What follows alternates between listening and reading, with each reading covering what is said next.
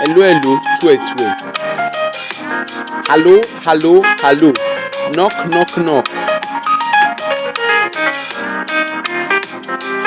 Knock, knock, knock.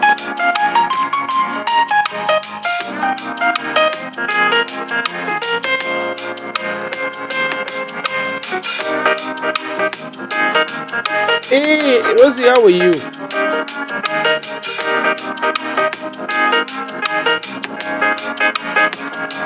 My very own Yemi, how are you? How are you doing?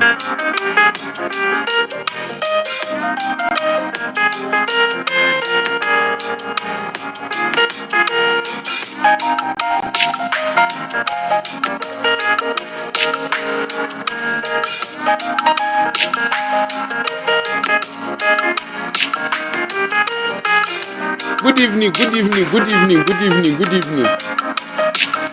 Now we're done, now we're done, now we're done.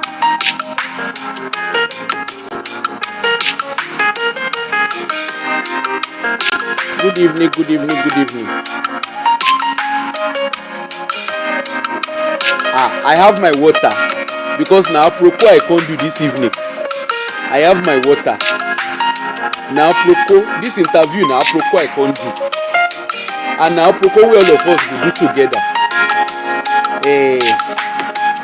Good evening everybody. Now apropos we all of us go do together. All of us. Make we come here. You know when they say beware of single story narrative. Now this particular apropos na they call am. Now this particular interview na it be hold on no. Now this particular story na it be beware of single story narrative. Hey, good evening. I know I said 7 o'clock, but you know what the truth is. I have something I'd forgotten myself completely that I'm catching up with someone at 7. So I need to get this out of the way. Otherwise, I won't be able to do it. And I've been postponing it. The man self don't begin the vex. Make it no be say we go reach stage where you do go vex, you no go want do the interview because I don't want to ask the man question for behind the scene. Oh, I'm so sorry. I know I've already asked the man question behind the scene. But the question where I ask him, I want to make the man come talk him for public. Hey, my people. Remember, let me give you a phrase to the whole story. Remember, what be the name? Remember, there is a man called Femi Jimo. Hold on. Make we put sound below. Okay. You know these MFM people. Remember there is a man. They call the man Femi Jimo. You're going to see me. You are tempting me now. You want to go for a walk and an ice cream.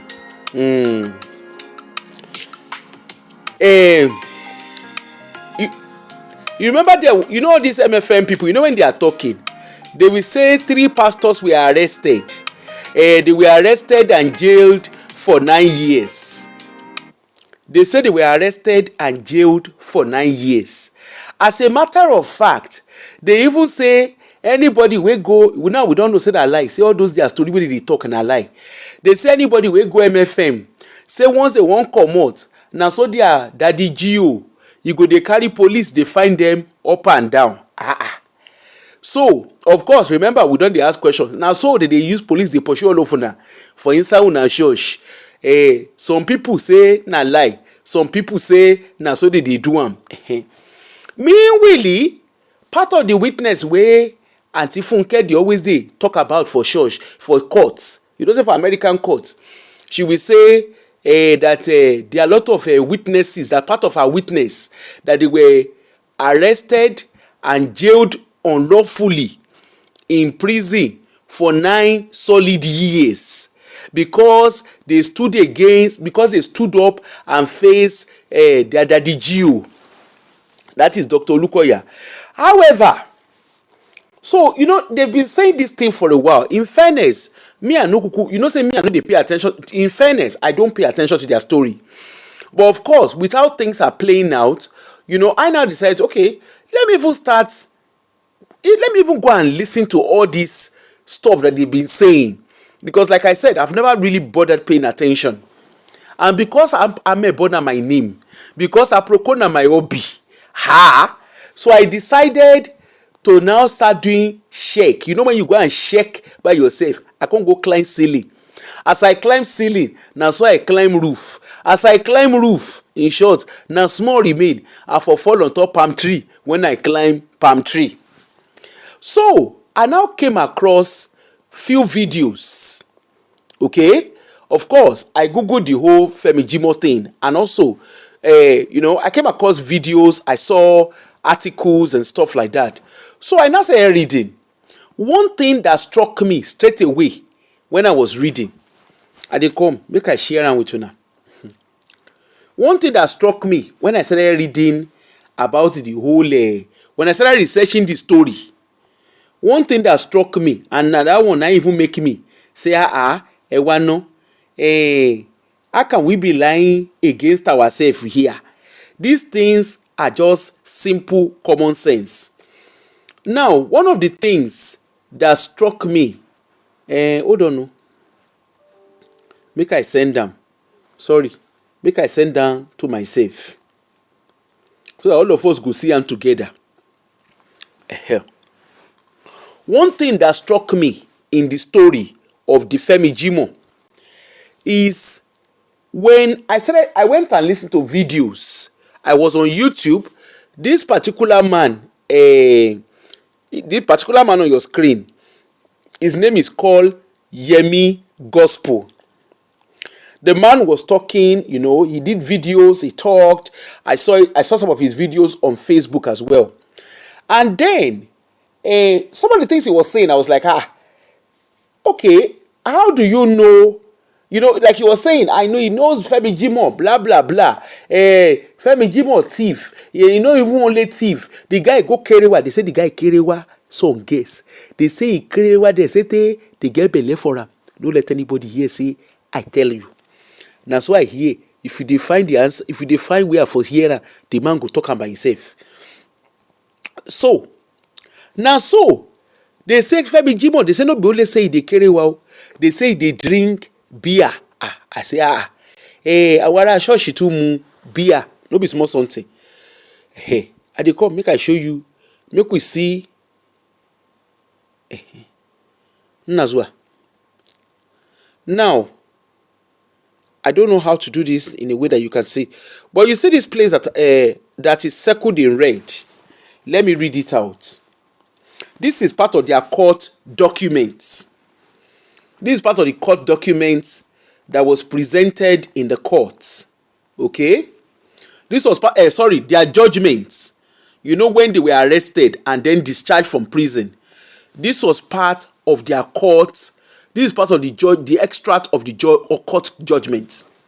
Now, they said the defendants are accused of conspiring to rob Mountain of Fire and Miracle, which is referred to as either MFM or the church in this judgment. It is very unfortunate that in spite of the best endeavor and the readiness of the court to facilitate. He said,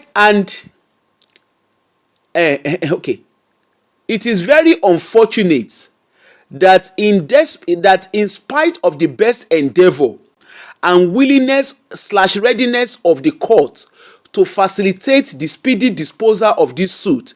It has taken 7 years to conclude because of the sheer insurgence of the party. Though I went on national assignment to sit at an election petition tribunal for some months in 2011. The delay in this suit was caused by the parties. The persecution dragged his feet, closed and reopened the case, and sought for endless adjournment. So the police, as a matter of fact, they keep saying it is MFM that carry Femi Jimoh to court, that carried them to court and arrested them and jailed them unlawfully. Apparently, it is Nigerian police. This court document that you are looking at is available online. Go and Google it, you will see it there. It is not a hidden information.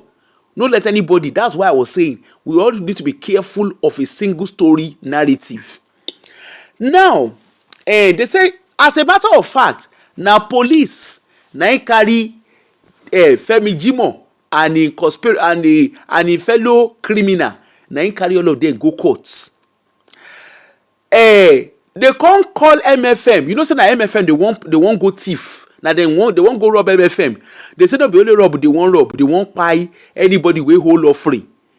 Because I think it's one of the Mr. Yemi gospel go come talk. Make I just do periphery. Let me summarize before I call him on board.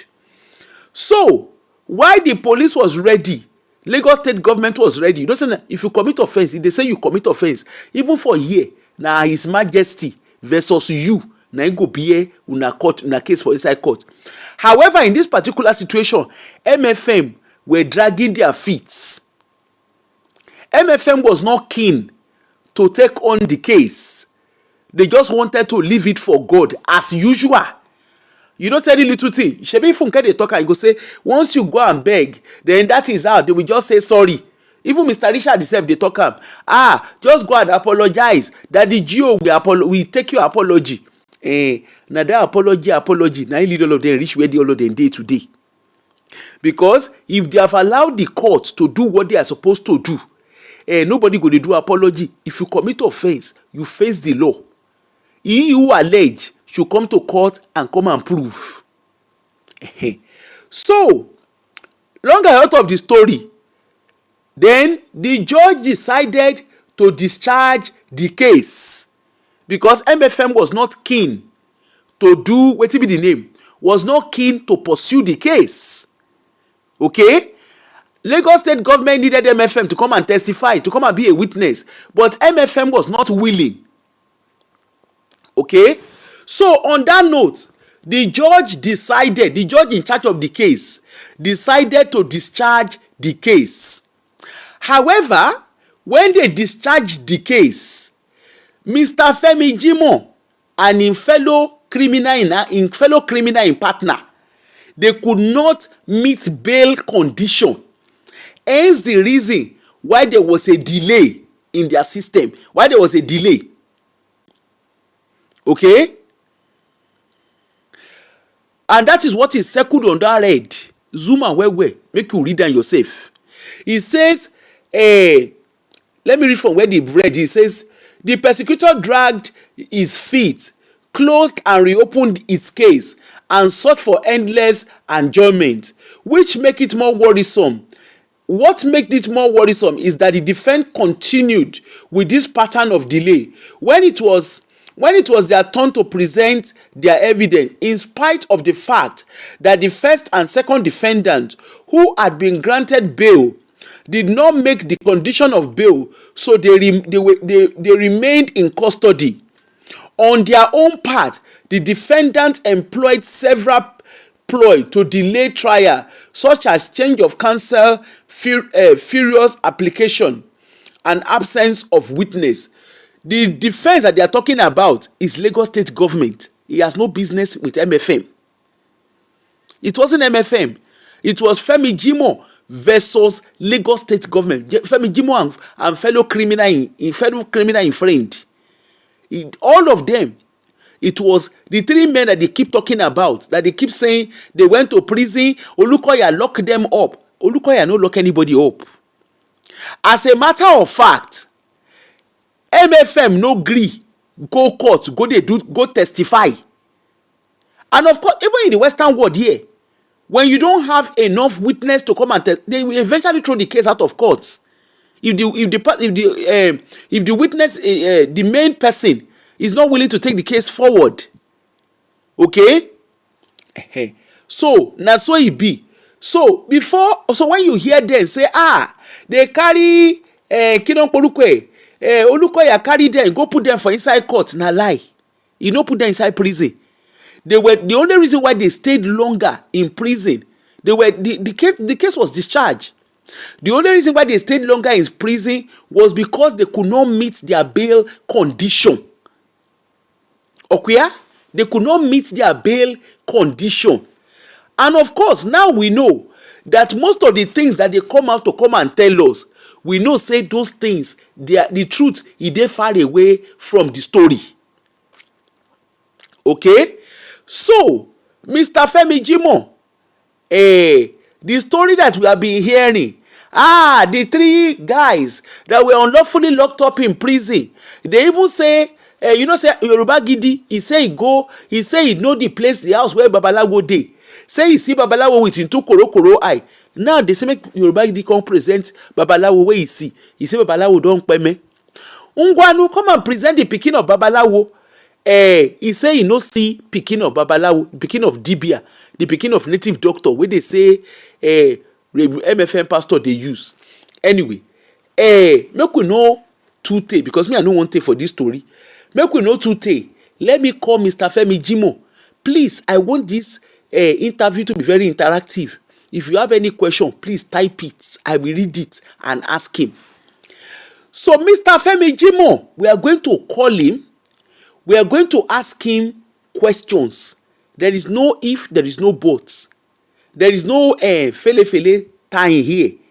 If you do anyhow, I will see blocking. So please, behave yourself. Okay? Be civil. Even if you are coming from the Aunty Funke camp, I am more than happy. If Aunty Funke won't call to ask question, I go pick phone, I go answer am. Yes, I go pick a call, I go answer. Because me self, I get plenty question where I want ask Aunty Funke. Funke Ashekuna dey talk, so I get plenty question self. Me after listening to all of this rigmarole, I get plenty question where I want ask am. How she dey take recruit all these people? How did she authenticate their story? To the extent we be saying that then now she dey present for court, because if now all these people story now she dey present for court, e be like say her lawsuit go plenty o. Because all these people, they are not credible. They know they're credible in the court of law. Go and read about Femi Jimoh and his friends. You go shock you. Wait till you go see online. It go shock you. Anyway, let me call Mr. Let me call Mr. Yemi Gospel.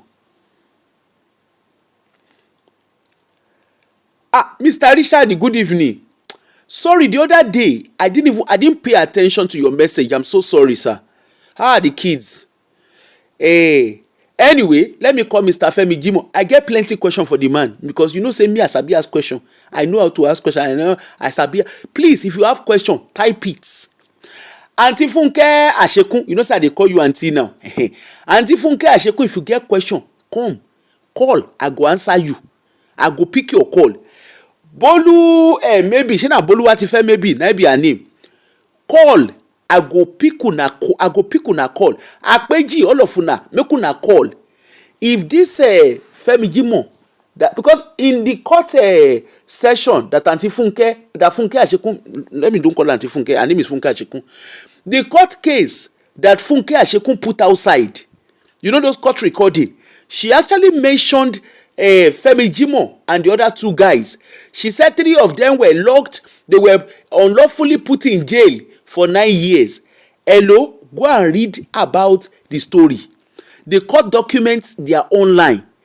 Go and watch. There are a lot of videos about it on YouTube. Honestly, it go shock you. You know when they say do not listen to beware of single story narrative by Chimamanda. This is a very typical example of beware of single story narrative. E shock me. Wetin I see. Na so my body dey shake. Now I had to go and look for the man and say, come, I want to interview you. Because when I call the man, the kind question wey I dey ask am, the man come dey talk some things. Now I say, this one no be something wey I go talk behind the scene. Make everybody come hear wetin I hear. And some of the things that he said actually answers a lot of the questions that we have been asking. Anyway, let me call him. Hope to say the man dey online. Nnasua.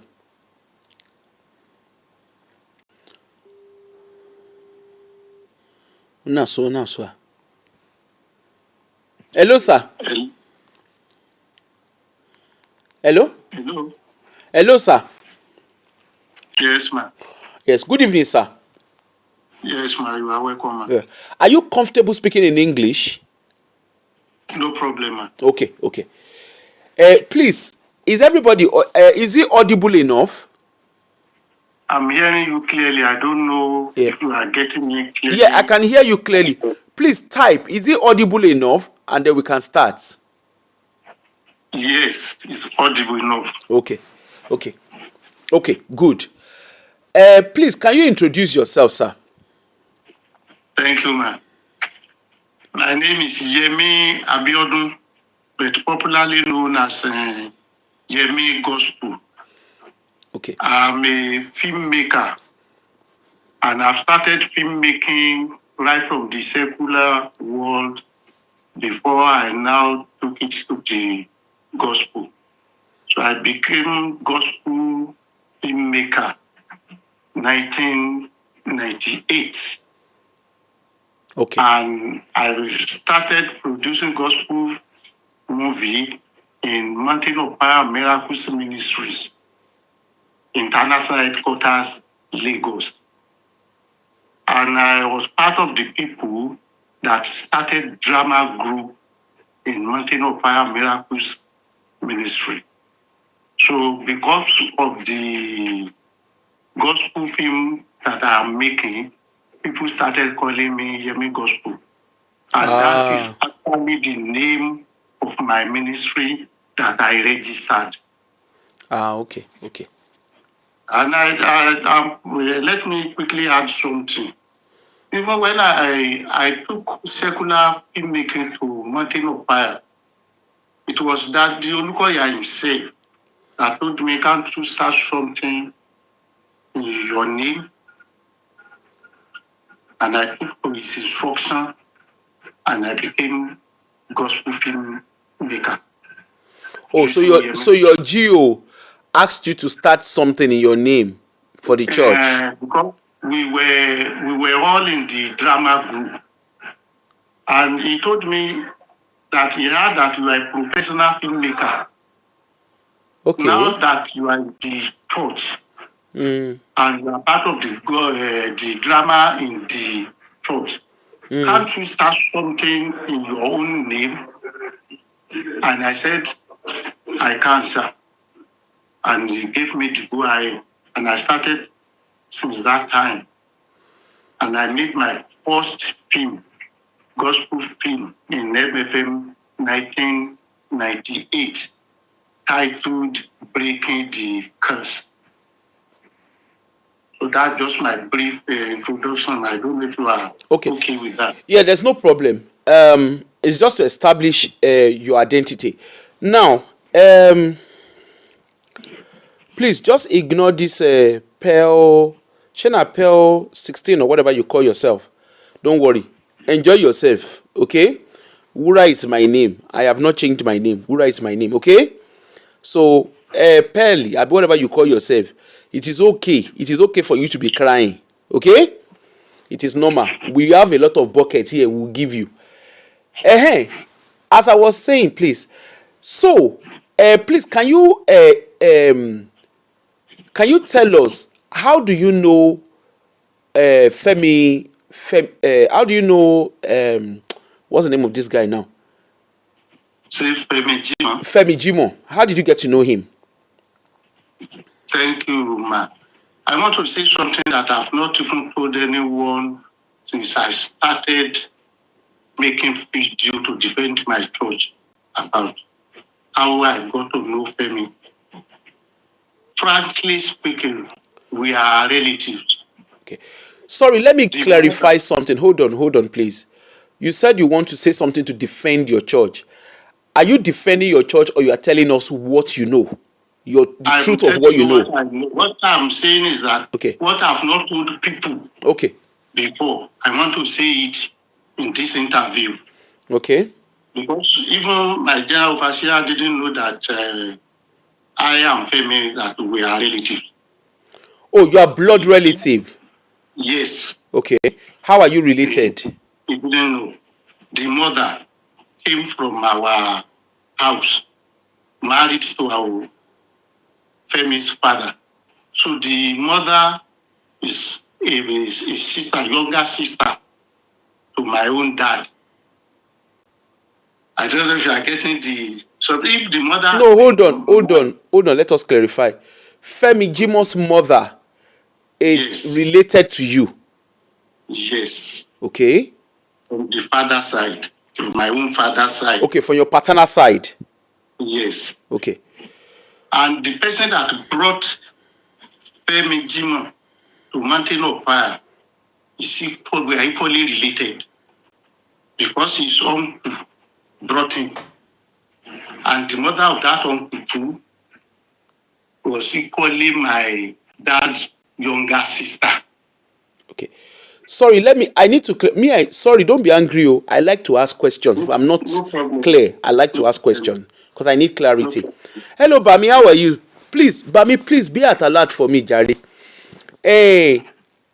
Now, you said the person that brought Femi Jimoh to church. When you say brought, what do you mean? What do you mean by that? That introduced him, that made him to join MFM. Okay. You know, that made him the person he followed, that introduced MFM to his family, to Femi's family. Because not only Femi alone that was in MFM, and all the other siblings, they were there, and some are still with us. So the person that Femi went to MFM with attends MFM. Hello? Hello?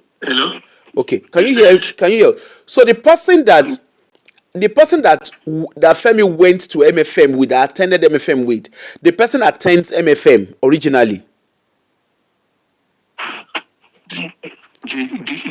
Your network is not great. Hello? Hello, I'm hearing now. Okay. I'm asking you, sir. The person that Femi, you said somebody brought Femi to church. So does that mean that person attends MFM? Yes. Okay. I will call him one of the foundational members. Foundational members of where? Of Mountain of Fire Miracles Ministries. You mean Femi Jimoh? No, the person that brought him. Okay. The person that brought him, who is that person to him? It's an uncle. Ah, okay. I get you now. So his uncle, so he went to MFM with his uncle. He attended the church with his uncle. Yes. Okay. And the uncle had other people that were living with him, that they were all attending MFM together. Yes. Even my own blood sister, that we were born by the same father, was with that uncle that time, living with him. Ah, okay. And he brought all of them to Mountain of Fire Miracles Ministries. Okay. Everything I want to say or tell you about Femi today, they are purely the truth and nothing but the truth. Okay. There's nothing I gain from defaming or attacking him for no reason.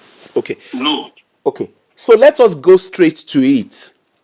So we've established how you are related to Femi Jimoh.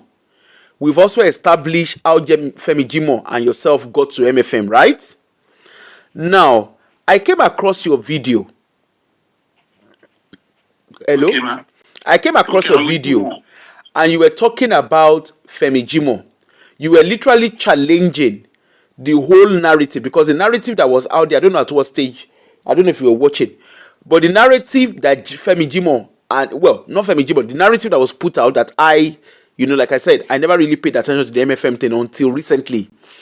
So the narrative that was put out, and even recently in court, I think that was around about March, with the court proceedings that the court proceedings that Funke Ashikun released out, she had made mention of 3 people that were arrested unlawfully and they were jailed unlawfully for 9 years.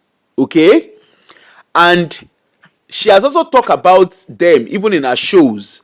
And of course, there's been stories. Of course, they've had those conversations. Me, I won't lie, I've heard it in the past, but the truth was I didn't really pay attention to the MFM thing.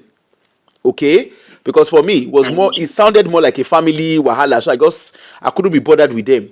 But I came across your video, I watched your video, and I was like, okay, what this story is not tying up with what Femi Jimoh said, because I actually watched Femi Jimoh's video on Yoruba Gidi, and what they were saying was totally different. They were claiming they were being arrested, nothing happened to them, suddenly they carry them, they carry them, they go and arrest them, they didn't do anything, and we're like, how can man of God be using power? How can church be victimizing members? How can church be throwing power all around? That was the interview. I don't know if you saw the Yoruba Gidi interview.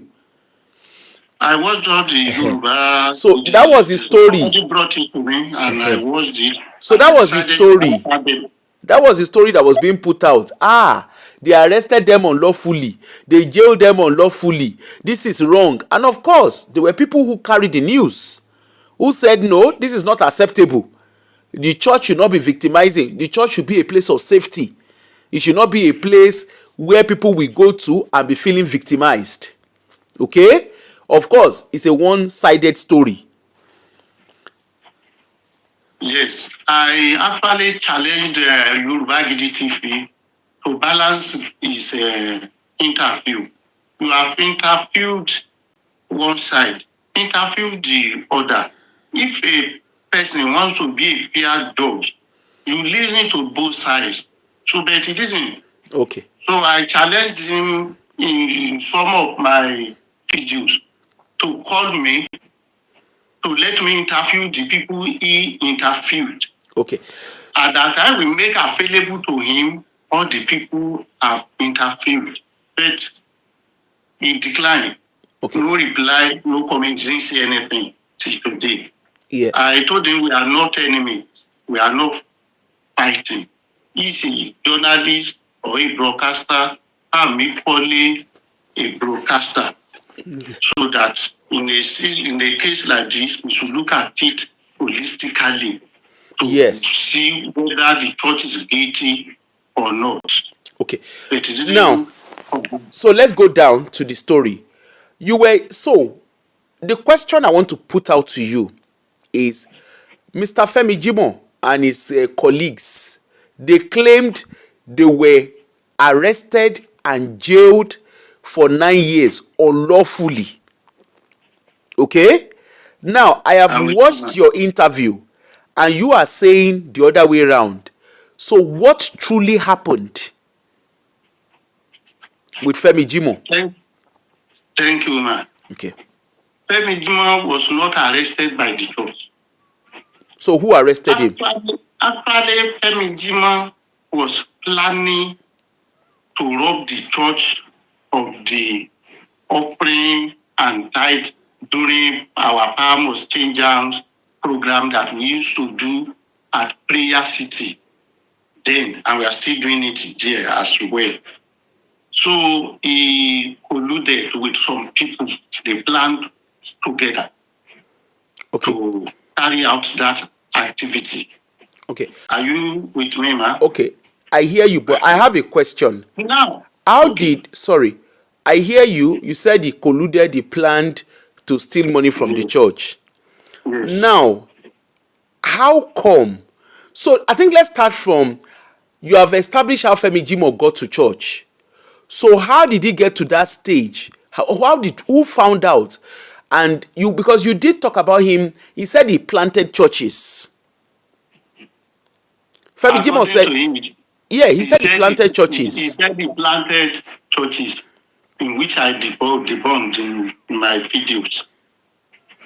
So did he truly plant churches? If you watch my videos, sorry, I'm asking you, sir. Did he truly plant church? Did Femi Jimoh truly plant church? Was he really a pastor? Femi Jimoh didn't plant any branch for MFM. How do you know? I would call him a pastor. How did you know he didn't plant? Sorry, how did you know he did not plant any church? Thank you, ma. If you want me to start the narrative from let's hear. How did you know he didn't plant any church? Let me just give you summary of his journey in FM, and you will know that he didn't plant any this thing.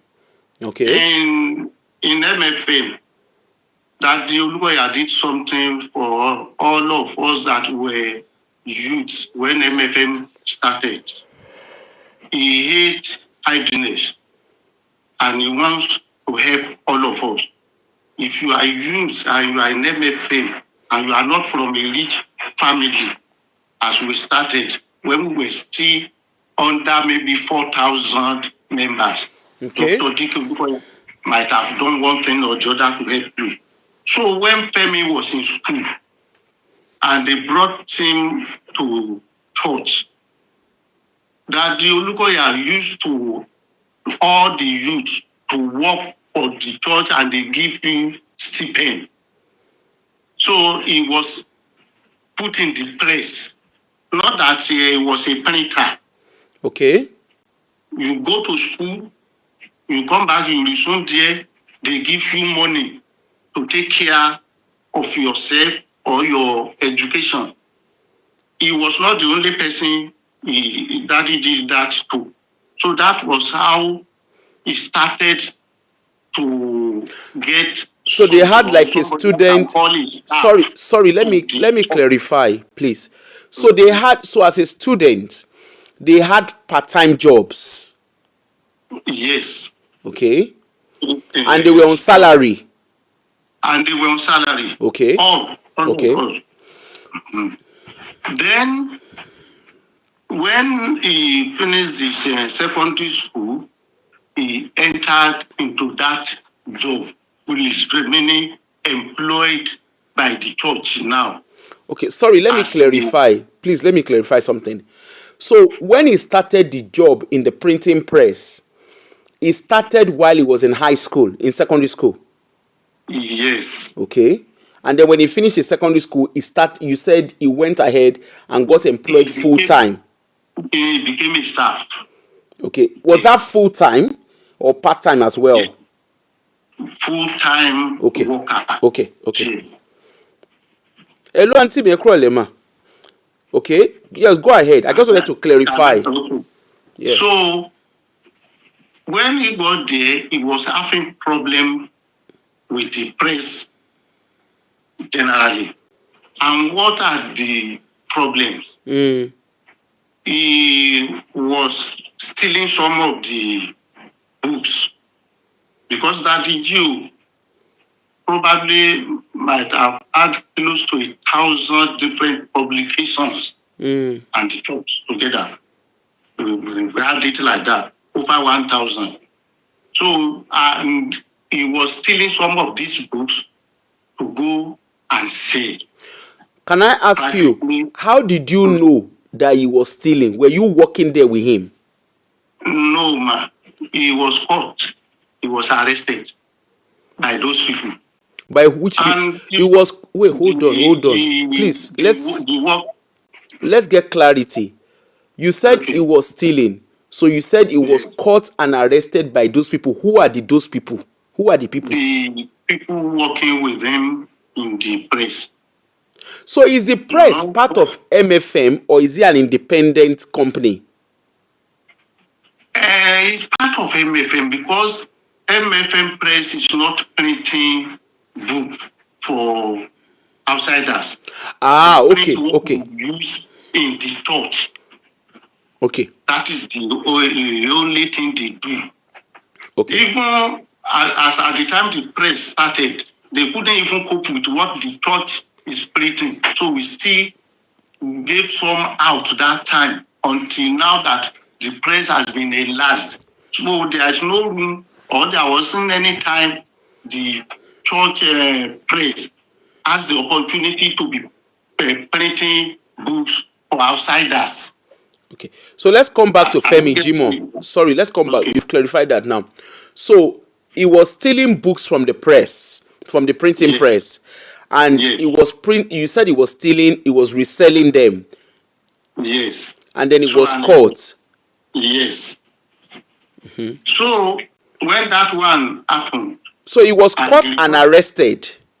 Yes, by his people, not police, by his co-workers. Okay. Not police, by his co-workers. And the report got to the manager of the press. And when you are caught red-handed, the material you carry, people will see it. Okay. Mm-hmm. So, and from interrogation, from his own mouth, they got to know that he was selling all those things, all the books.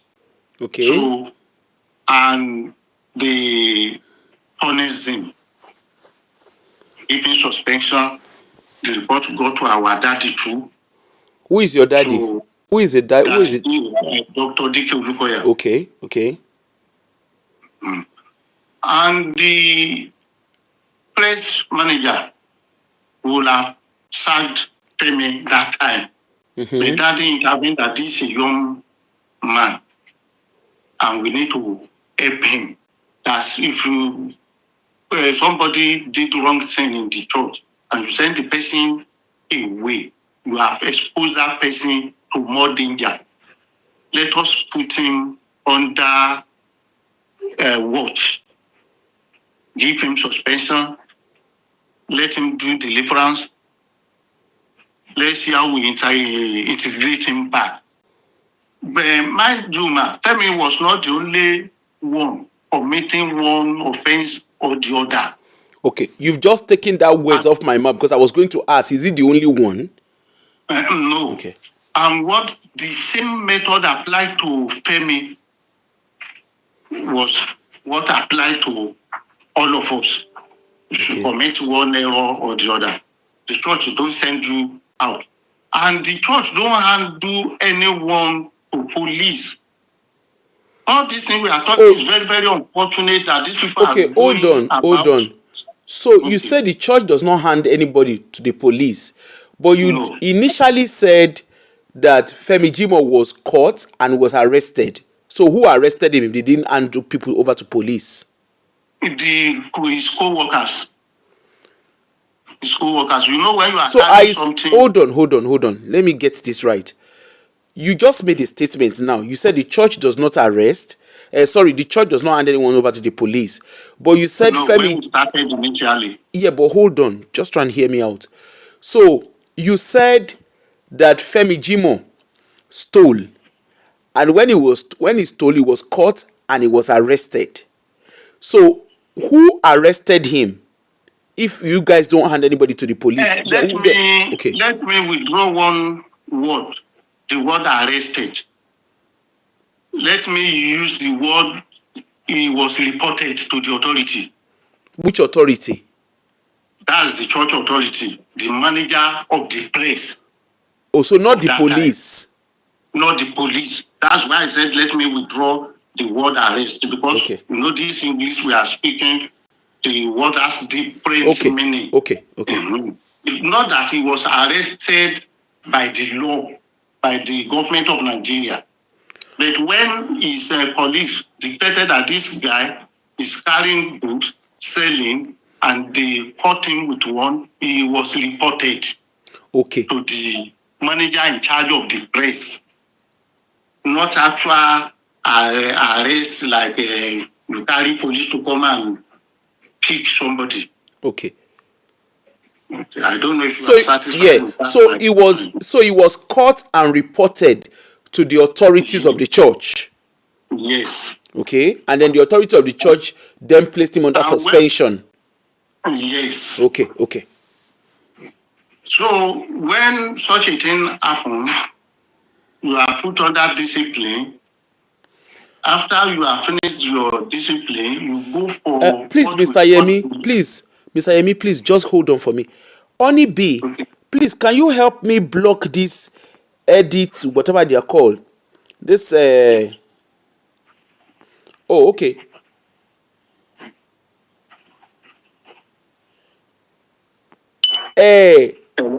Edu mine, whatever your name is.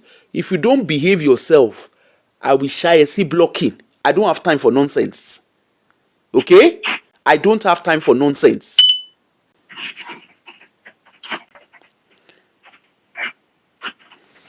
Hold on. Just give me 1 minute, please. Please, Honey B, please block that edit. Block the edit me. Please help me block him straight away, please.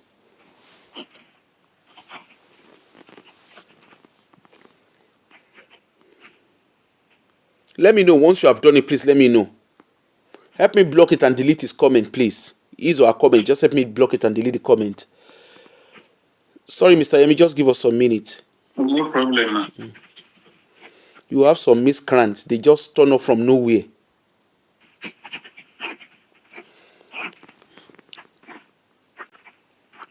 Okay. Yeah, go ahead, sir. So thank you, Gary Bami. Yeah, go ahead, sir. When he was reported and the press authority found out that he was actually doing that, they suspended him. Just as I said earlier on, that Daddy doesn't favor sending people out of the church. Okay. You commit any offense, you are put under discipline, and then you are reintegrated back to the fold. That was what happened to Femi. But when the consistency of stealing continued, the press manager complained that this boy, keeping him back in that press, it will become a bad virus to others.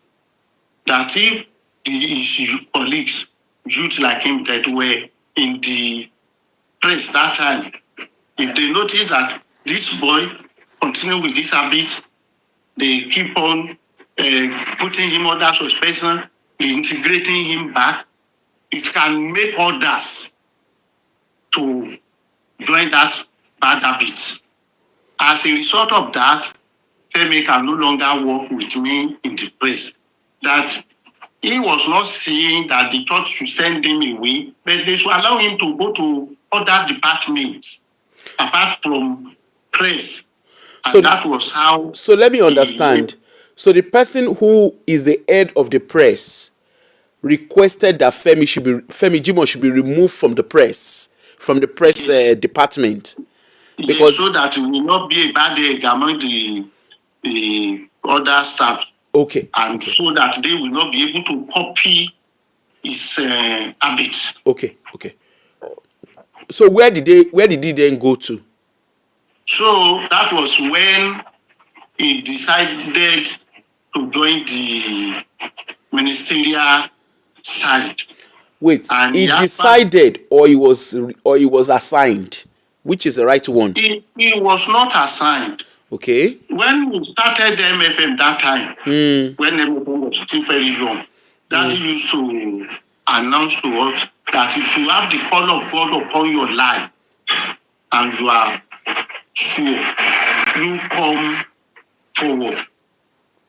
Even the group that we used to join, Daddy and the other announcers will tell you to pray so that God will reveal to you. Where you are is quite noisy. And somebody outside, I'm in the office. Okay. So somebody outside is pressing his bottle, I don't know. Okay, let's continue. Please help me go and talk to that person. to stop that we are doing something in the office here. So I'm sorry for that. All right, go ahead, sir. No, it's okay. Go ahead. So they will announce to us that So you have to long ahead of it, he joined the ministry. He became a minister. Yes, Okay. that was how he decided to join. Not that he was put there.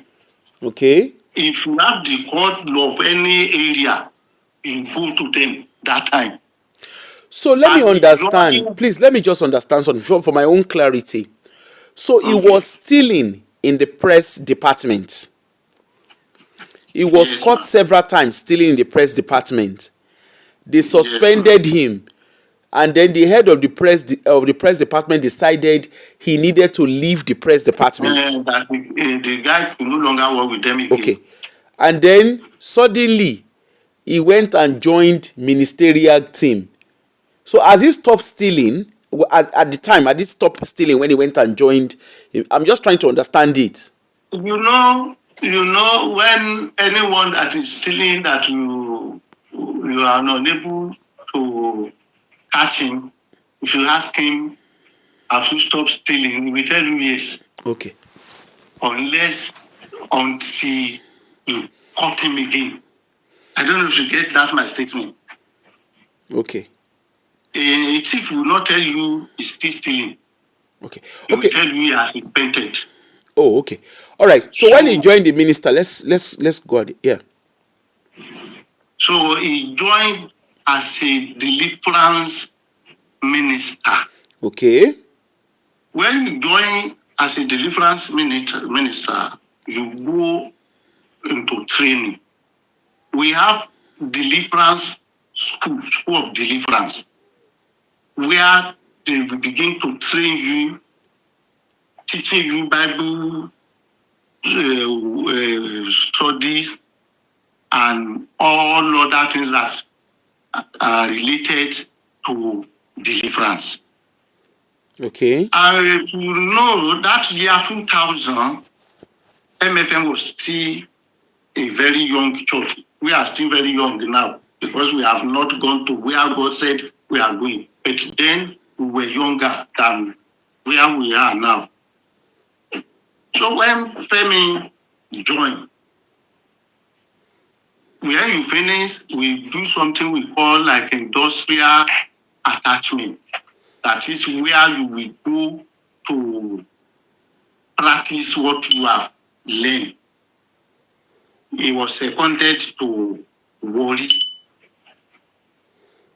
When he got to Warri, not that he had become full deliverance minister, not to talk of being a full pastor.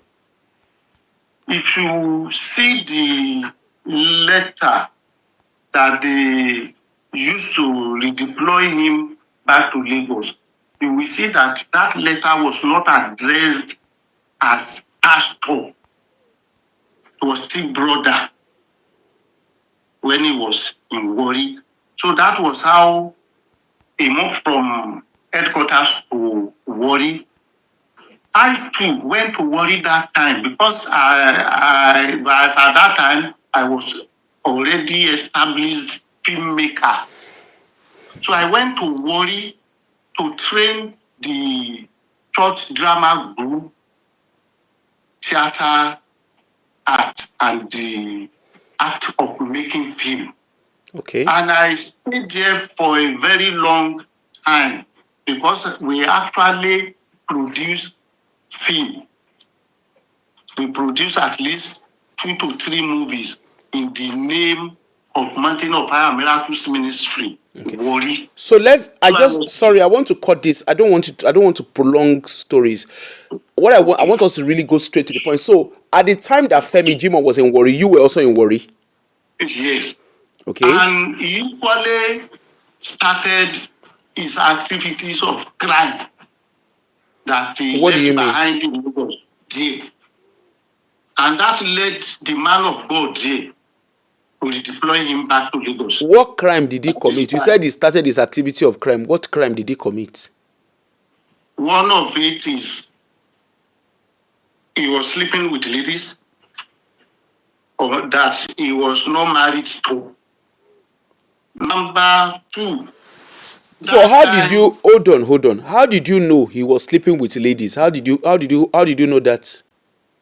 Because he was caught, and I actually knew the ladies he slept with.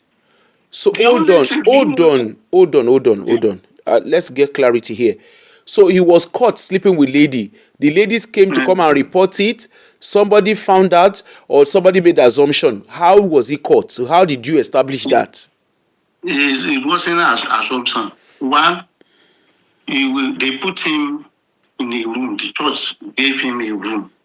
That time, even the senior pastor there was living in the pastorate something within the church. But they gave him a room. He started bringing ladies there.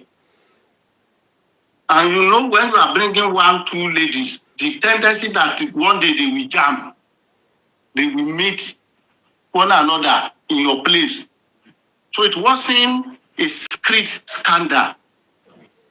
It was an open one. So the ladies, so at this time he was a single man, right? Yes. Okay. So the ladies, you are insinuating they were his girlfriends? Yes. Okay. So is there a law? Hold on, sir, hold on. Is there a law that says he can't have a girlfriend as a single man? Within our church and the tenet of Christianity, it was not allowed because he had already become a minister. And the law of Christianity and our church in particular, I don't know if other church may not be doing like that, but in our own, you have to be married to somebody that is your wife before you can start sleeping together. Okay. So you are not allowed to hold on. So you are not allowed to have girlfriend. Yes. You can have friends, just mere friend, but shouldn't be a secret lover, not somebody you are having affair together outside wedlock. But if it's just a platonic friend, platonic, you greet outside, they are not saying we shouldn't talk to one another in the church, but you must not have a secret lover that you are committing fornication. Okay. We've established that. I deliberately, sir, I'm not trying to be oblivious. I'm deliberately asking the question because you said he committed another crime and you highlighted that. So that was why, I wanted to clarify that for fairness. So it is not an assumption. That's why I'm asking. That's why I specifically threw that question at you. Okay. So yes, so he was caught. He was caught fornicating. Okay. And another crime he committed is that he started canvassing and campaigning to some of his members that they were a little better than the others, to give him money to go and rent a bigger accommodation than the one church gave to him. Hold on, sir. He was asking members for money for accommodation, even though the church provided accommodation for him. Yes. To him, he said that a room safe given to him was not enough for him that time. And he was alone, not that there is any squatter with him or wife. Okay. So I have a question. Again, how did you know this information? Thank you. You should allow me to finish my narrative. Sorry. Okay. Because you interrupted. Oh yeah, sorry, sir. Sorry, I can't help myself. I like asking questions. Sorry, it's just I like to ask. Yeah, okay. You know, when he started asking people for money, this here and there, and some obliged, they gave to him. But some reported him at the headquarters, worried here. So he were actually rented that apartment because the pastor deliberately allow him to see whether these people complaining are genuine or not. So, and he rented so there was investigation. Sorry, sir. So they investigated the complaint. They didn't just take what they were saying. They investigated what they were saying. Okay. The complaint. Okay. They actually saw the place he rented, not knowing that the church already placed him on watch when those reporters were reporting him. And some of the people that gave him money, because those people who reported him actually mentioned names of some people that gave him money, and those people were called. And they. Okay. So when he took this step, he was summoned back to the headquarters at Warri Jail. Okay. For questioning. Can I ask a question, sir? Sorry, before I forget. The church, the property that church gave to him, the accommodation that church gave to him, was he paying for that accommodation? He was not the one paying. It was the church that. So the church rented the accommodation and put him in there? For him, yes. Okay. But he abandoned that to go and open another one, to go and rent another one by himself, and decided to place the expenses on the branch where they sent him to. Hold on. The church, the property that church rented for him, he abandoned that property, and he now went and rented another one and was asking. And the expense of that one he rented is on the church he was pastoring. Yes. Wonderful. Which made some of the people there, the co-workers, to come and complain. So it wasn't something that we can say was a secret thing. Okay. No. Okay. Ẹ̀yin ará MFM ẹ̀ ń gbádùn o. Sorry, don't be angry. You put in MFM una dey gbádùn yìí. Sorry o. Continue, sir. So when all these things, because there too, not that the pastor just redeployed him back to the headquarters, he put him under suspension and things like that. And because we were close at Warri, the pastor there noticed that we were close to this young man, talk to him. And from our closeness, I explained to the pastor that not that we are just close, that we are equally blood-related brothers. You mean you are referring to Femi Jimo in this particular situation? Okay. Because I was close to Femi. Yeah. He was close to me when we were Warri. The fact that is that Warri is not a Yoruba-speaking place. And we have known ourselves from headquarters.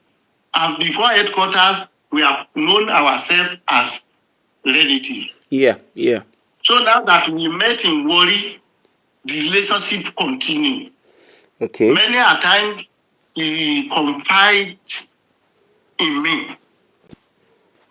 At times he report his pastor to me. Pastor did this, pastor did that. I too used to advise him that time. And I used to take his matter to the pastor. So this thing I'm saying, there are many witnesses that are still alive today. So that was how Femi started doing all those wrong things when he was at Warri. Eventually, when the pastor could no longer swallow, could no longer accepted what Femi was doing, that made him to redeploy him to Lagos. Okay. When he got to Lagos, one way or the other, he became part of the OSAS, that is Austrian department. From a pastor, he became a usher. Hold on, sir, let me understand. Yes. So from him being a pastor, they demoted him to ushering. When you are committed an offense, as I said before, You are likely to be suspended, put under watch, sent for deliverance. If we notice that the area where you are performing, you are not doing well, you can be given another chance in another department. Okay. So that was what happened to him. He was deployed. Okay. To become an officer. So they no longer put him. Sorry, I have a question. So when he came from Warri, the ushering department that he went to, the church governing body, were they aware of the reason why he was deployed? Those in Lagos. When he returned from Warri, they suspended him. Okay. The church suspended him. The church authority suspended him. You know, suspension will last to come to an end. Okay. At the end of the suspension of the discipline, that was when they put him in the offspring department, not directly into the minister. Our officers too, they are ministers. Okay. I have a question. Everything we do in MFM, we have school for it. Okay. I have a question, sir, before we go far away.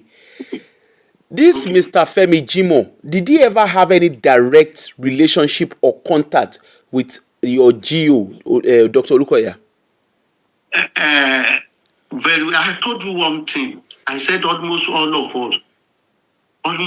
us youth, then we had direct contact with him because he's after our life. He monitors us. Can you allow me to give a little breakdown of how Daddy Olukoya was handling us that time, and he's still doing it now? Yeah, okay. You give let's understand it. Yeah, go ahead. Insight to it. Yeah, give us that insight. Let's understand. Yeah. All the youth in the church, as at then, that your father or parents were not rich, one way or the other, Dr. Olukoya put hand into our lives. He invested in almost all of us, either by sending you to school or getting you something to do like job, or if you're a trader, he empowers you. That was the way we started. And then another thing is that all the women selling all our fire in the world that time, because church used to produce one bulletin, we used to sell it 10 naira that time. They were doing it voluntarily. They were selling voluntarily.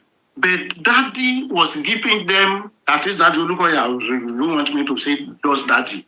Daddy Olukoya, Dr. Olukoya, was giving them commission. If you say 10, there is commission for you. Not that they are just selling, they are not getting anything.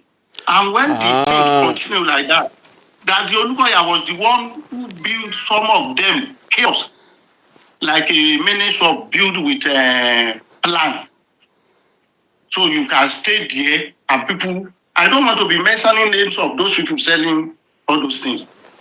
So he built for them that time.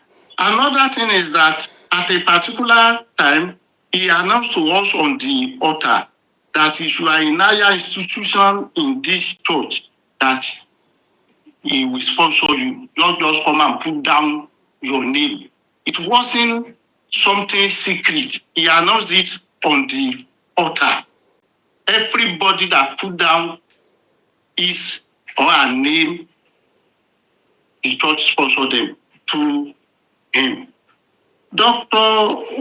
Olukoya, a brother came to me, and the brother was soliciting for help regarding his education. And I told him, were you not in the church when that day announced at a particular time? He said, I said, okay, write a letter. Put my name there. I was nobody to him, but I knew he knows me. So I said, put my name. Say, Yemi Gospel said this. And the brother wrote. And To the glory of God, the brother is a graduate today, courtesy of Dr. D.K. Olukoya. Okay, I have a question, sir. Hold on, sir. Hold on. I have a question. You said he announced in church that Yes. is going to sponsor them to school. Institution. Yeah. Hold on, sir. Try and hear me out. So when he announced, so people put down their name.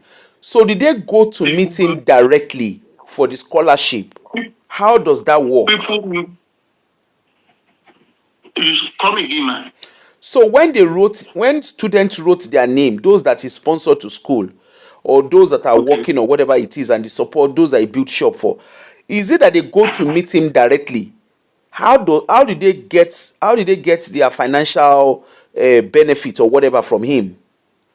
One, they met him because he addressed them, and then set a kind of what would I call it? Sheet leader or somebody that will be responsible for that aspect, that you will go to when you put your name down, those who are in charge of it, so that you will not be so he delegates people and be asking for school fee and this and that. So those people were there, you put your name down there, and then you become part of the people that they are sponsoring.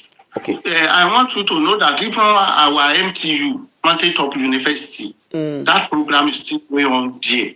It is not Olukoya that we will go and meet. There are people in charge. If you enter MTU and you want the church to sponsor you, no matter where you come from, and they will mark it there. So let's get this right. Hold on, sir. Will become part of it. So I can say committee that is the people in charge of all those kind of things. So that's what I want to establish. So there's so he has designated people that you can go and meet for these things. Yes. Because I want to get that. I want that to be very. I want to get that clearly, because when you say people they'll go and meet him.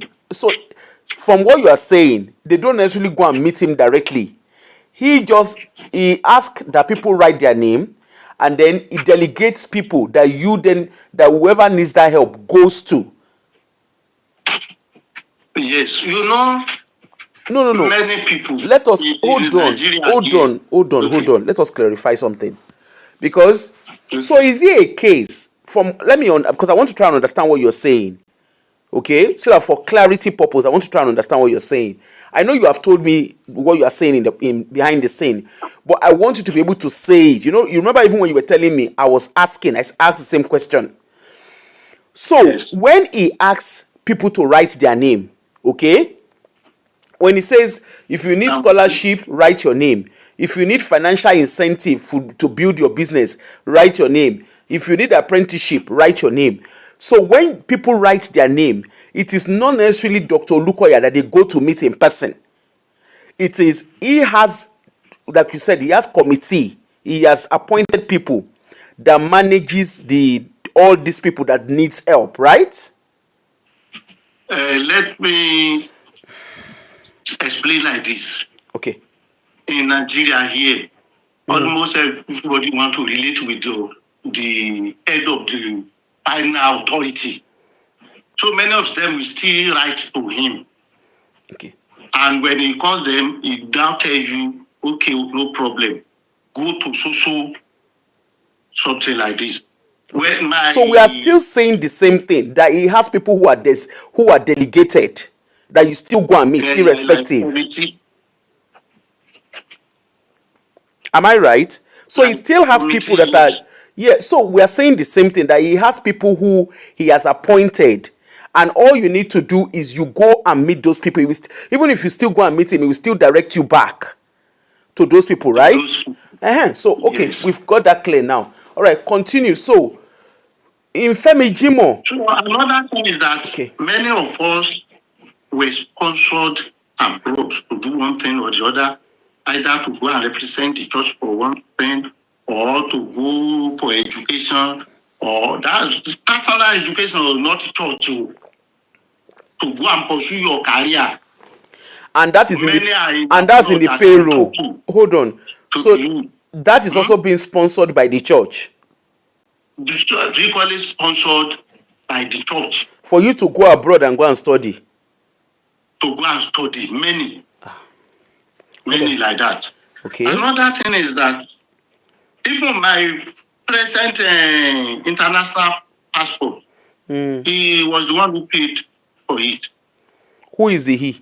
Many people, he made them travel to Jerusalem. Many. That one is every year. Okay, I've heard you. So let's come back to Femi Jimo. I don't want us to deviate. Let's come back to Femi Jimo. Okay. So with Femi Jimo, so he was employed by MFM. I'm with you. He was employed by MFM. Yes. Okay. So where I stopped is that where I joined OSA. Okay. When it became OSA, that's where I stopped. Can I continue from there? Yes, please. Okay. So when he was at the Austrian department, that was when he met the only lady he did wedding with. But along that line, when you are in a place and they are monitoring the way you are progressing, you can be recommended to go to another higher place. That was how our pastor in Ibadan, that pastor had been at Warri before with him. When he noticed there is improvement in his attitude and he has become more mature than before, he requested that, okay, let him come to Ibadan. And often the church often knew that he was part of the people that trained him at Warri. Okay. Femi was allowed to go to Ibadan to continue his ministerial assignment there. If you take time to watch all my videos, you will see that I went to Ibadan to interview all the places where he worked before. Yes, I saw that. So let's wrap it up. So he went to Ibadan. So what happened?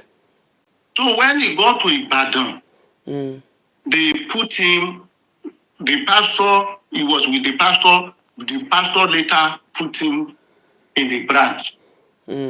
And he continued all this wahala. You should watch the video there. So what did he do? What did he do? He started sleeping with ladies again. Okay. Taking alcohol. Okay, I thought, hold on, don't let me miss something. I thought you said when he was in the usher, that was when he met the woman he got married to. Yes, they were not married then. At the time he went to Ibadan. They were not married. I'm coming to that. If you are stopping me and you don't allow the narrative to sorry. It's just that I don't want it to be too long. Now, let me finish this area. Okay. This question you want to ask may become clearer to you. Okay. If you allow me to land with this. When he started having women problem in Ibadan, they called him, the pastor that brought him and the senior pastor of where he was, they called him, young man, it is better you marry. All these girls you are carrying up and down, don't you love any one of them to marry? That was when he now said, no, I have somebody that we are cutting in Lagos. Hold on, sir. Sorry. Aproko is my hobby. Hold on. Let me get something right. So he was busy gallivanting when he had somebody he was dating in Lagos. Yes. Wonderful. So that instead of marrying Ibadan ladies, that he prepared to come and marry the one in Lagos. My sister, there are videos I didn't release about Femi. Hold on. So the ladies in Ibadan. I interviewed her. Sorry, sir, please leave all those ladies first. Let me understand something. I want to understand the things of the spirit. So the ladies in Ibadan, he was busy checking them out. He didn't see them as marriageable. He left the one he want to marry, he left her in Lagos, and he was busy checking other people's children in Ibadan. Yes. Yes. Wonderful, miraculous. So when he said his Lagos lady that he wants to marry, the pastor there, they have to inform the Jew. It was that the Olukoya that paid dowry for Femi, and it was Ibadan MFM that carry all other things. Hold on. Let us rewind. So your Geo was the one that paid for the wedding. He sponsored that wedding. Okay, hold on. I'm not saying this is sponsor. Hold on. So where are Femi's parents when he wanted to get married? Where are they in all of this? I was doing a rundown that you didn't allow me to finish. Oh, sorry, don't be angry. That is why you are asking so many questions. If you had allowed me to do the rundown, I would have gotten to a place where all the elderly people in the church, Dr. D.K. Olukoya, look for a way to be taking care of them. Some of them that are strong a little, they are made to sweep the church, and he paid them. Femi was part of those people that the church was paying salary to for cleaning. Okay, hold on. So Femi was benefiting. Hold on, sir. Hold on. Please don't be angry. I like to do amebo, so I want to understand it. So Femi was benefiting from MFM financially, right? Yes. And all his other siblings. So Ewano, he was benefiting. All his siblings, including his mother, was benefiting from MFM financially. Yes. That's what Dr. D.K. Olukoya did to almost all of us. Even Funke that is talking. Wow. Dr. D.K. Olukoya got accommodation for the mother. Wait, hold on. Sir, hold on. Leave Funke first. Let me understand the things of the spirit. So Femi, how many siblings does Femi have? Yoruba I can follow my baby. They are up to 5 or so. So including Femi, they are 6. Plus Femi's mother. What about Femi's father? The father was not included. Okay. And the man is late now. Okay. So, lọ́rọ̀ kan ṣá, Dr. Olukoya carry the bukata of Femi Jimoh's family, basically. Let me agree with you like that. Okay. So that we don't start dragging again. No, I'm not dragging. I just want to understand. I'm trying to understand because the reason why, hold on, sir. You see the reason why I'm asking, this question is very important. The reason why I'm asking this question, right? It looks like, in my own opinion, it looks, coming from winners, okay, where they don't send anybody's father. It looks like all you guys are enjoying. In short, MFM is like they're using butter to eat. They're using what do they call the name of this butter? Planter. They are using Lopak and planter. No. I'm not being nasty. I'm just saying because I'm trying to wrap my head around it. So actually, I've been to many churches before coming to MFM. Though I was not born again when going to all those ones. But I've never seen any church that was doing what Olukoya is doing for any one of us. So basically, because hold on. So basically, let's go back to, sorry, I wasn't distracted, but I just wanted to get a clarity. So Femi Jimoh, it was Dr. Olukoya that paid for his wedding and sorted him out. Yes, ma'am. Okay. At the time he got married, did he not have a job? He He was a pastor in Ibadan, I told you. But were they paying him? The initiative of getting married even came from those pastors in Ibadan. But hold on, you are not listening to the question I'm asking you. He was a pastor, but he was being paid, Abi? Or was he not being paid? He was paid. Yes. Okay. So when those pastors in Ibadan, because my understanding of what you are saying, sir, because he won, so obviously he was checking the skirt of the sisters in Ibadan. That is why they said in order to mitigate the wahala, let him go and marry, Abi. Yes, ma'am. So on that level, when they agreed that let him go and marry, did they not sit down to ask or to even reflect on how is he going to manage the woman that is getting married to, if it is the pastor that is, if it is Olukoya that is paying, that is going to pay for the wedding? Because I'm done, me sir, I am a mother, okay? When my child wanted to get married, no, I'm going to tell you why I'm asking. I'm not going to give soft landing here. When my son wanted to get married, when he told me he wanted to marry, the first question I asked him is, hello, you want to marry, what do you have, how are you going to do your marriage?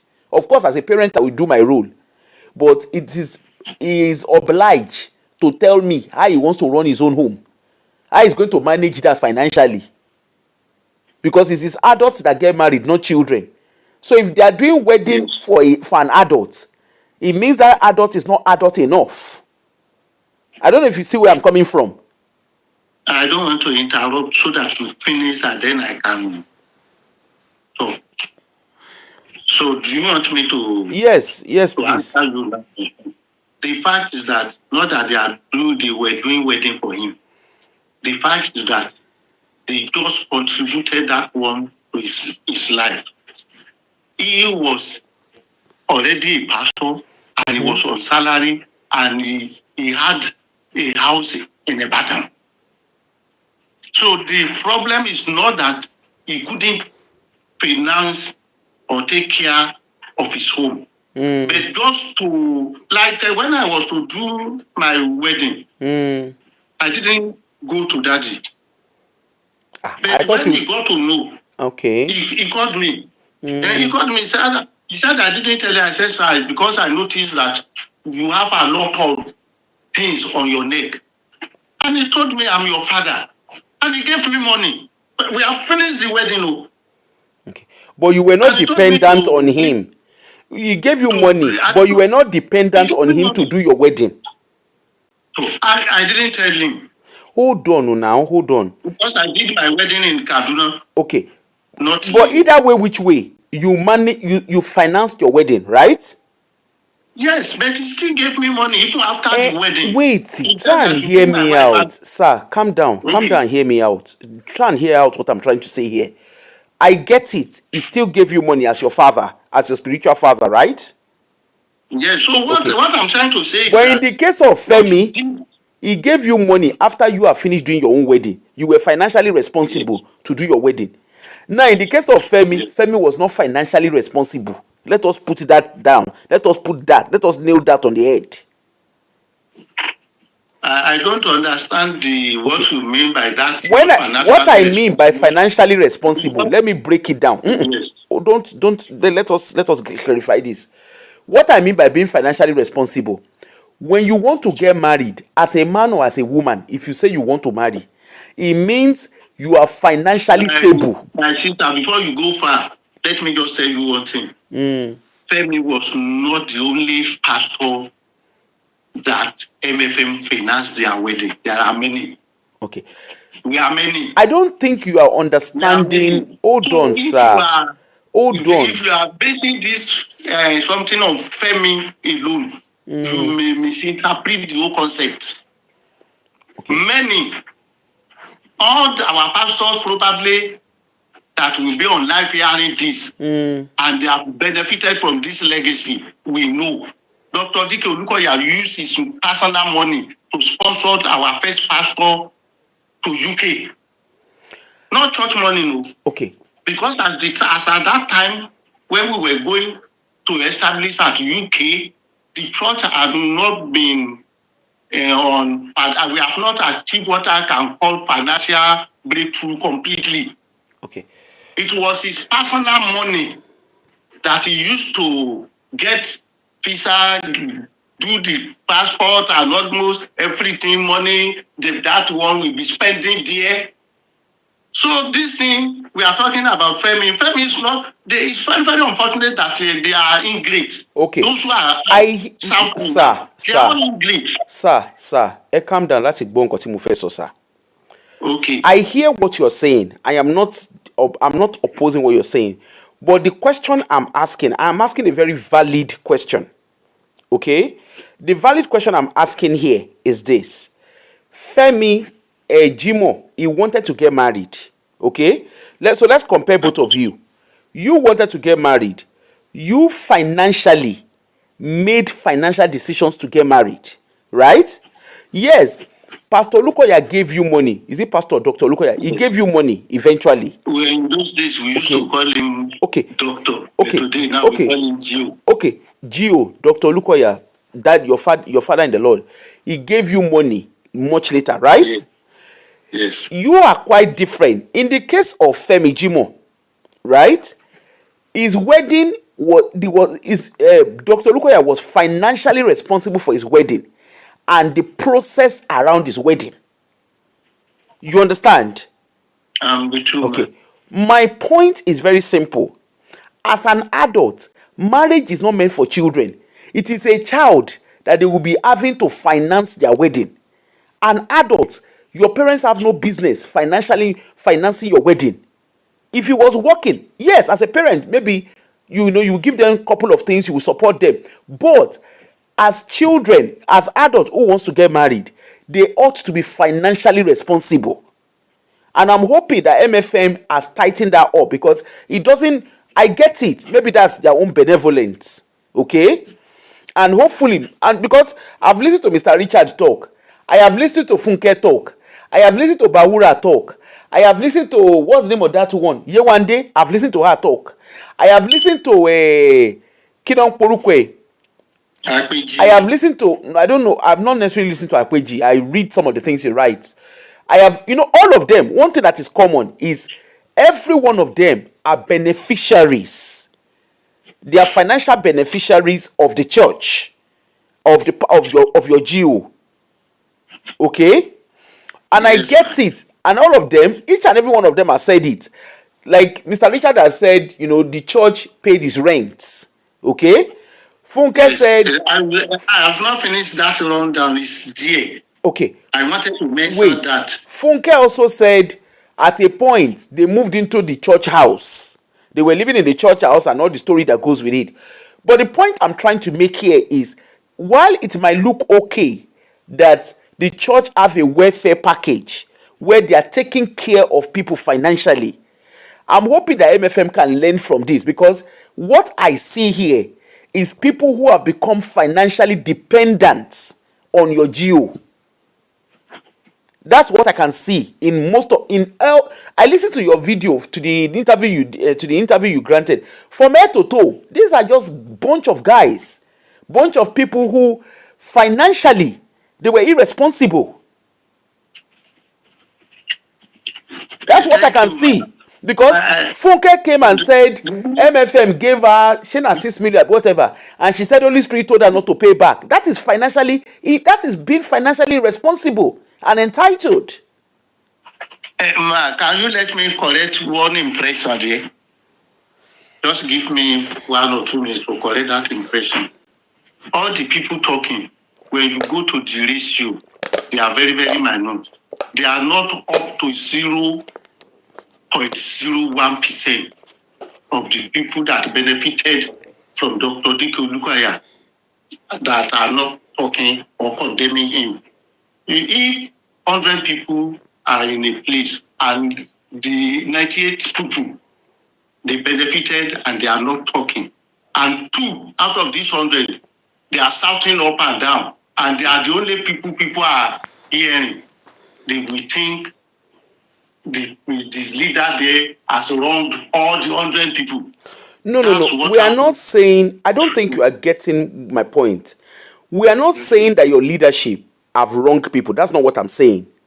What I'm saying is the welfare system in the church, in your MF, and I'm hoping that people in, I'm hoping that the MFM guys can understand this, because I'm not in any way against what they are doing or what they are not doing. But what I'm saying is things needs to be tightened up better. Okay? They are making us to Okay. tighten our belt Okay. more and more every day. You Okay. know, when people start showing the animalistic attitude in them, you, the person, too will wise up. That's just the something. Okay. All right, let's We continue with learn Femi Jimoh. from Sorry, I just we diverted learn there. from the past. Nah? All right, let's continue with Femi Jimoh. So when he got married, so what happened after he got married? So when he got married, his attitude didn't change. What do you mean by that, When sir? all the bad attitude he was doing, because at a particular time he relocated that wife back to Lagos Ah, okay. and prepared to stay alone in the church Okay. without telling the church authority. I don't know if you are getting right. Yeah, He I didn't tell the understand. authority. Okay. Yeah. He relocated the wife. They did a kind of bargain. And you come a weekend. Why would you go and put your wife in Lagos and be telling her to come weekend? He gave a lot of excuses. So, wife will be in Lagos. He was in Ibadan. He was still carrying women. There was a day the wife met a strange woman, because he was not expecting that wife would come to Ibadan that time. You know, it was weekend thing. If the person now just appear suddenly Wednesday when you are not ready, the woman was banging the door, banging, and they were inside. That day he beat the wife. Ah. And that led to, and that thing was no longer hidden, because the noise and the quarreling, the fight and everything, the church was informed. And all those things he was doing, because I don't want to start mentioning So all hold those on. bad So things. when his wife came, So sir, hold on, sir. Sorry. Let me understand. So one of the time, his wife only comes weekends, right? I'm with you, man. Okay. So she stays in Lagos and she only comes weekends. Yes. And then he was living in Ibadan. Maybe 2 weeks, or either weekly or 2 weeks. Okay. I can't think. Okay. But the long and short of the story was they were not living together. Okay. So at a point, the wife then came unexpectedly and found him doing some lanoing deliverance for another woman. Yeah. And then he started, on top of the fact that he was cheating on her, he also carried her and started doing kung fu with her as well. There are a lot of things I didn't say about Femi to the public. Yeah, because I don't want to go into his you. personal life. Let's focus on his relationship in MFM. So after he was found, what then happened after all of this? So, and when this one got to the authority of MFM at Ibadan, he was suspended there and put under monitoring. No assignment for him. They withdrew him to the headquarters in Ibadan. Okay. There. So he was there for some months. There was a pastor there. Maybe if you don't let me mention his name. The pastor was at Ogbomoso, who was formerly at the headquarters in Ibadan. Okay. It was Ibadan headquarters that established the Ogbomoso home. So they were the one who posted pastor there. So this pastor was posted there. So one day the pastor came back to Ibadan and asked the regional overseer there, that this young man, I've been seeing him since I've been coming, he's not doing anything. And what's the problem, sir? And the pastor told him that he has been a serial offender, if I may use that in English, or frequently used to commit. Yeah, serial offender in church. Yeah. So, and that is why they benched him. Probably the man already had discussion with Femi before going to the RO. So the man now told the regional overseer that I've interrogated him. Can you release him to me? Okay. To follow me to Ogbomoso. Okay. To see whether he will change. Okay. And the man said, don't you know you'll be able to monitor him? Let us call him. Okay. And they asked him, and he said he will go. Actually, he was not given letter of transfer. They seconded him to that pastor so that one will take him to Ogbomoso, monitor him. In fact, the pastor was given instruction not to use him as to head any of the group in the church. Just still keep him under watch. Give him general assignment. Like a mentor, to mentor him, right? Yes. Okay. And Femi didn't spend up to 3 months at Ogbomoso. When the man of God started noticing that I won't be able to handle this one, so that he will not put me in trouble. What did he do? You are the head. Eh? What did he do there? What led to that? What led to the man of God being worried? In a secret meeting with some people in the church.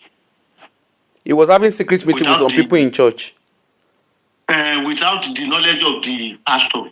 And some of these people, you met them there, they have to confide in the pastor. This man you brought, this is what he's doing, this and that. And you know, the man already knew his history. Okay. So that one, look at it. Before this one will go out of hand, let me just take him back. After all, he was not transferred here. I requested for him myself. Okay. And that was how we left Ogbomoso. Femi claiming he built church in Ogbomoso, he lied. Okay. I was at Ogbomoso. I interviewed all the pastors that worked with Femi. I interviewed them. Okay. So when he came to, sorry, let us fast forward. So when he came from Ogbomoso, when he left Ogbomoso, where did he go back to? Where did he go to? Ibadan sent him back to Lagos. Okay. He was already under punishment in Ibadan. Exactly. Ogbomoso now took him and came back with another thing. The next thing is Ibadan seconded him back to Lagos. Okay. Yes. And when he got to Lagos, actually they posted him to some region. Part of the region where this barracks something. Say barracks Ojo barracks. Ojo barracks then was the region in charge of all the places to first start to satellite before they brought Festac out. And satellite now falls under Festac. Okay. So he was at satellite. Not as a full-time pastor, not as a full head. He was a full-time pastor, but not the head at satellite town. Okay. So he was shy a pastor there. He was a pastor in satellite town, right? Yes, okay. But assistant. Okay. So did anything happen? Well, let's go ahead. at satellite. Mm. Our daddy in the Lord, Dr. Dike Olukoya, is not a man that loves publicity. He doesn't like it. But there is a limit. You can control some things when something has gone beyond your control. MFM is now large. So when he wants to celebrate his birthday, I don't know, I cannot remember whether Dr. Olukoya had wanted podium and tell us I want to do birthday. I cannot remember. But the members, we are celebrating it for them. So when Femi got to satellite, there was that time the birthday of Dr. Olukoya was approaching. That was how he tasked by force. You know, if you say somebody should contribute to the birthday of a person, if it is a voluntary contribution, that one is quite different. He had to carry book and started entering names of people that fail, and he tagged them 1,000 naira each. Wow. For women, 2,000 naira for men. The man you are collecting money to celebrate his birthday has never said, I want to do birthday. People bring money. You are contributing there. He had forgotten that all the people that went to start all those branches that became region and things like that, some of them, they had been in headquarters before. When MFM now came to their area, they started worshiping there. So some noticed that they said when they come to the church on Sunday, before anything, you have seen Femi carrying exercise book up and down, asking for money. These things were strange to those who knew Dr. Olukoya that were invested. And that was how it was reported. I think that was the case that made him to leave that place. So, and that was how he got, with all the places they sent him to, he had problems. So they brought him back to headquarters permanently. And he was, he went back to that, his Austrian and things like that. Okay.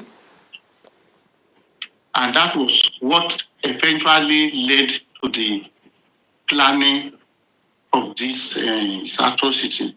I want to say one thing more that I've never said. I've never told anyone. When he got back to headquarters, we were still very close. We were very close. One day he came to me. He was talking. I didn't know he was planning to rob. He told me, he said, brother, can you see what they are doing in this church? Is it good? I said, what is the meaning of this thing you are talking? What they are doing in the church is so good. Has anyone wrong you? Said, can't I see that? Do I know how they use the offering and the money they are getting? I told him, I said, I'm in the drama group. I'm not part of the admin.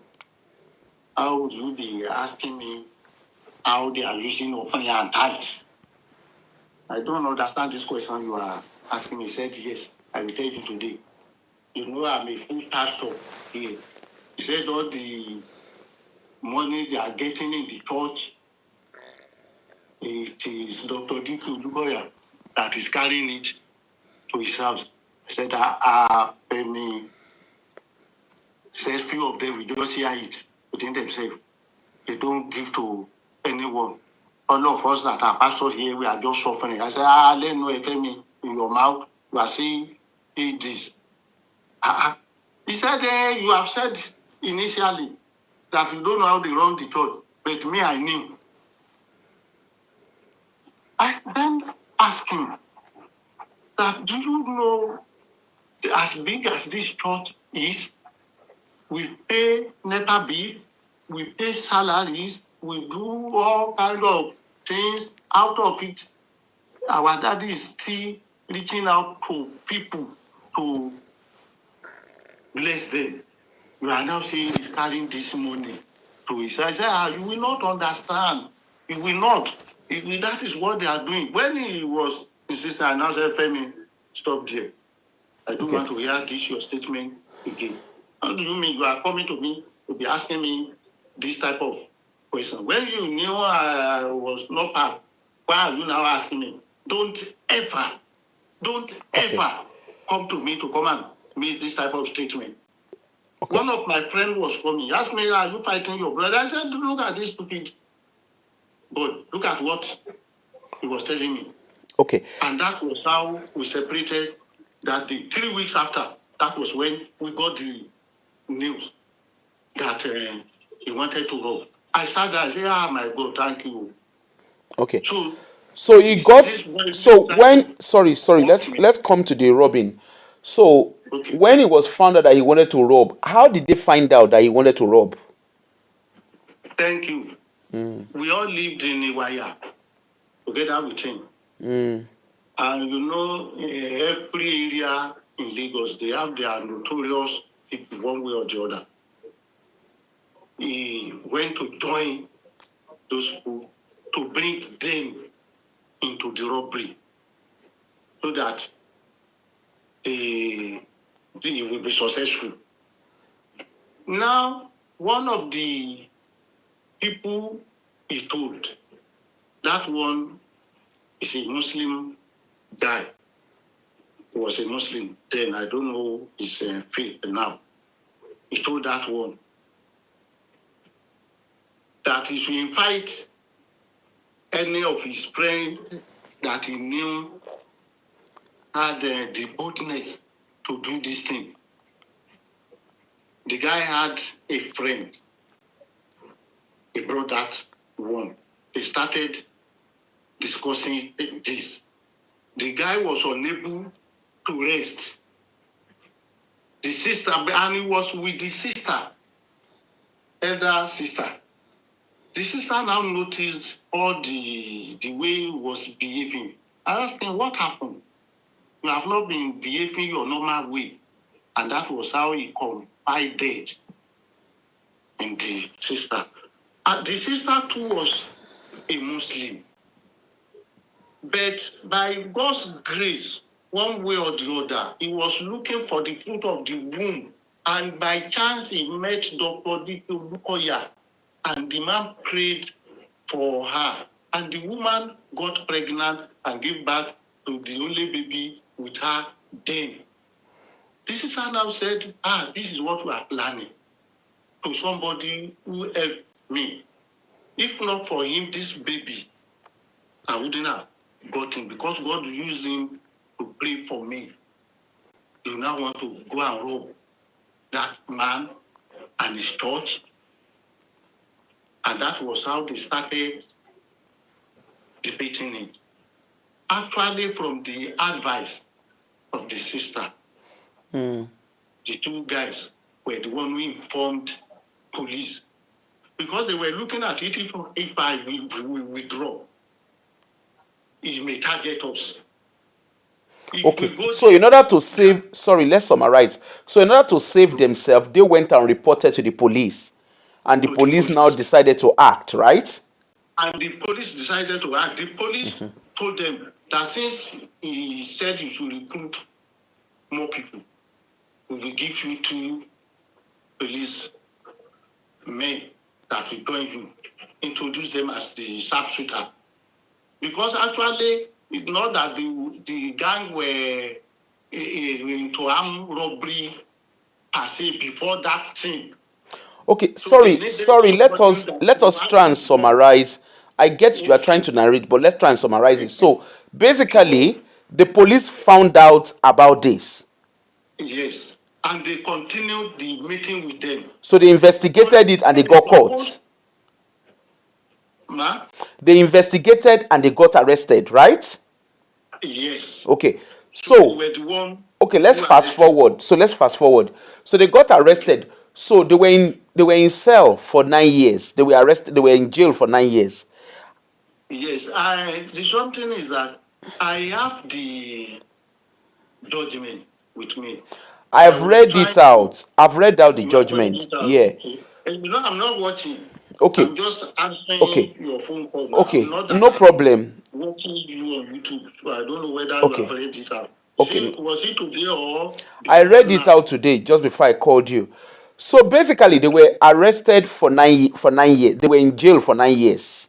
If you read well, you will see that being in jail was not the fault of the judge, and the judge was not even part of the jail. We have read that They only out. secured their bail very well, Okay. and that's what kept them In jail. jail. Okay. Yes. Okay.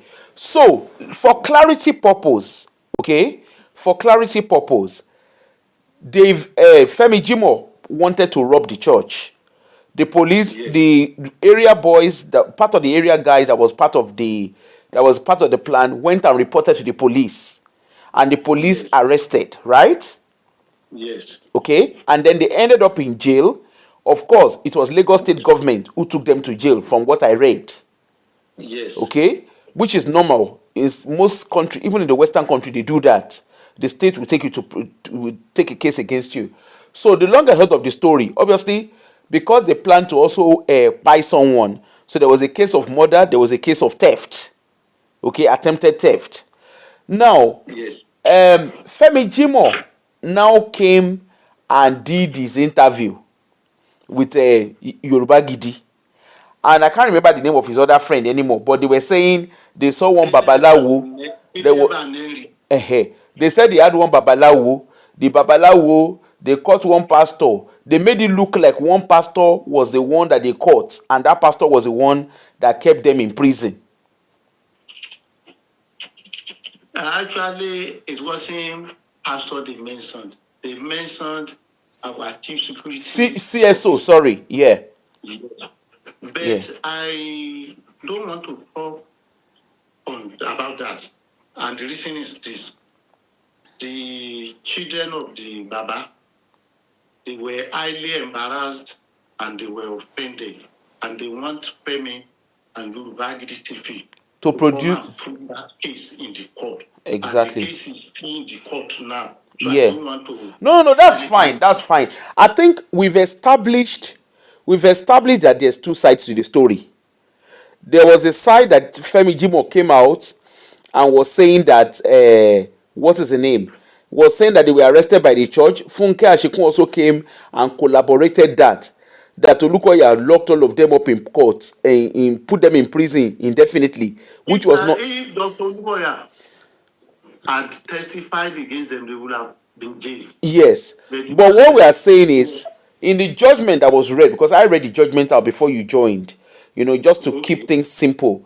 okay, and what did you see there? The judgment was very, very clear that MFM did not testify against them, and what was the main reason why they were kept in jail for so long was because they could not perfect their bail condition.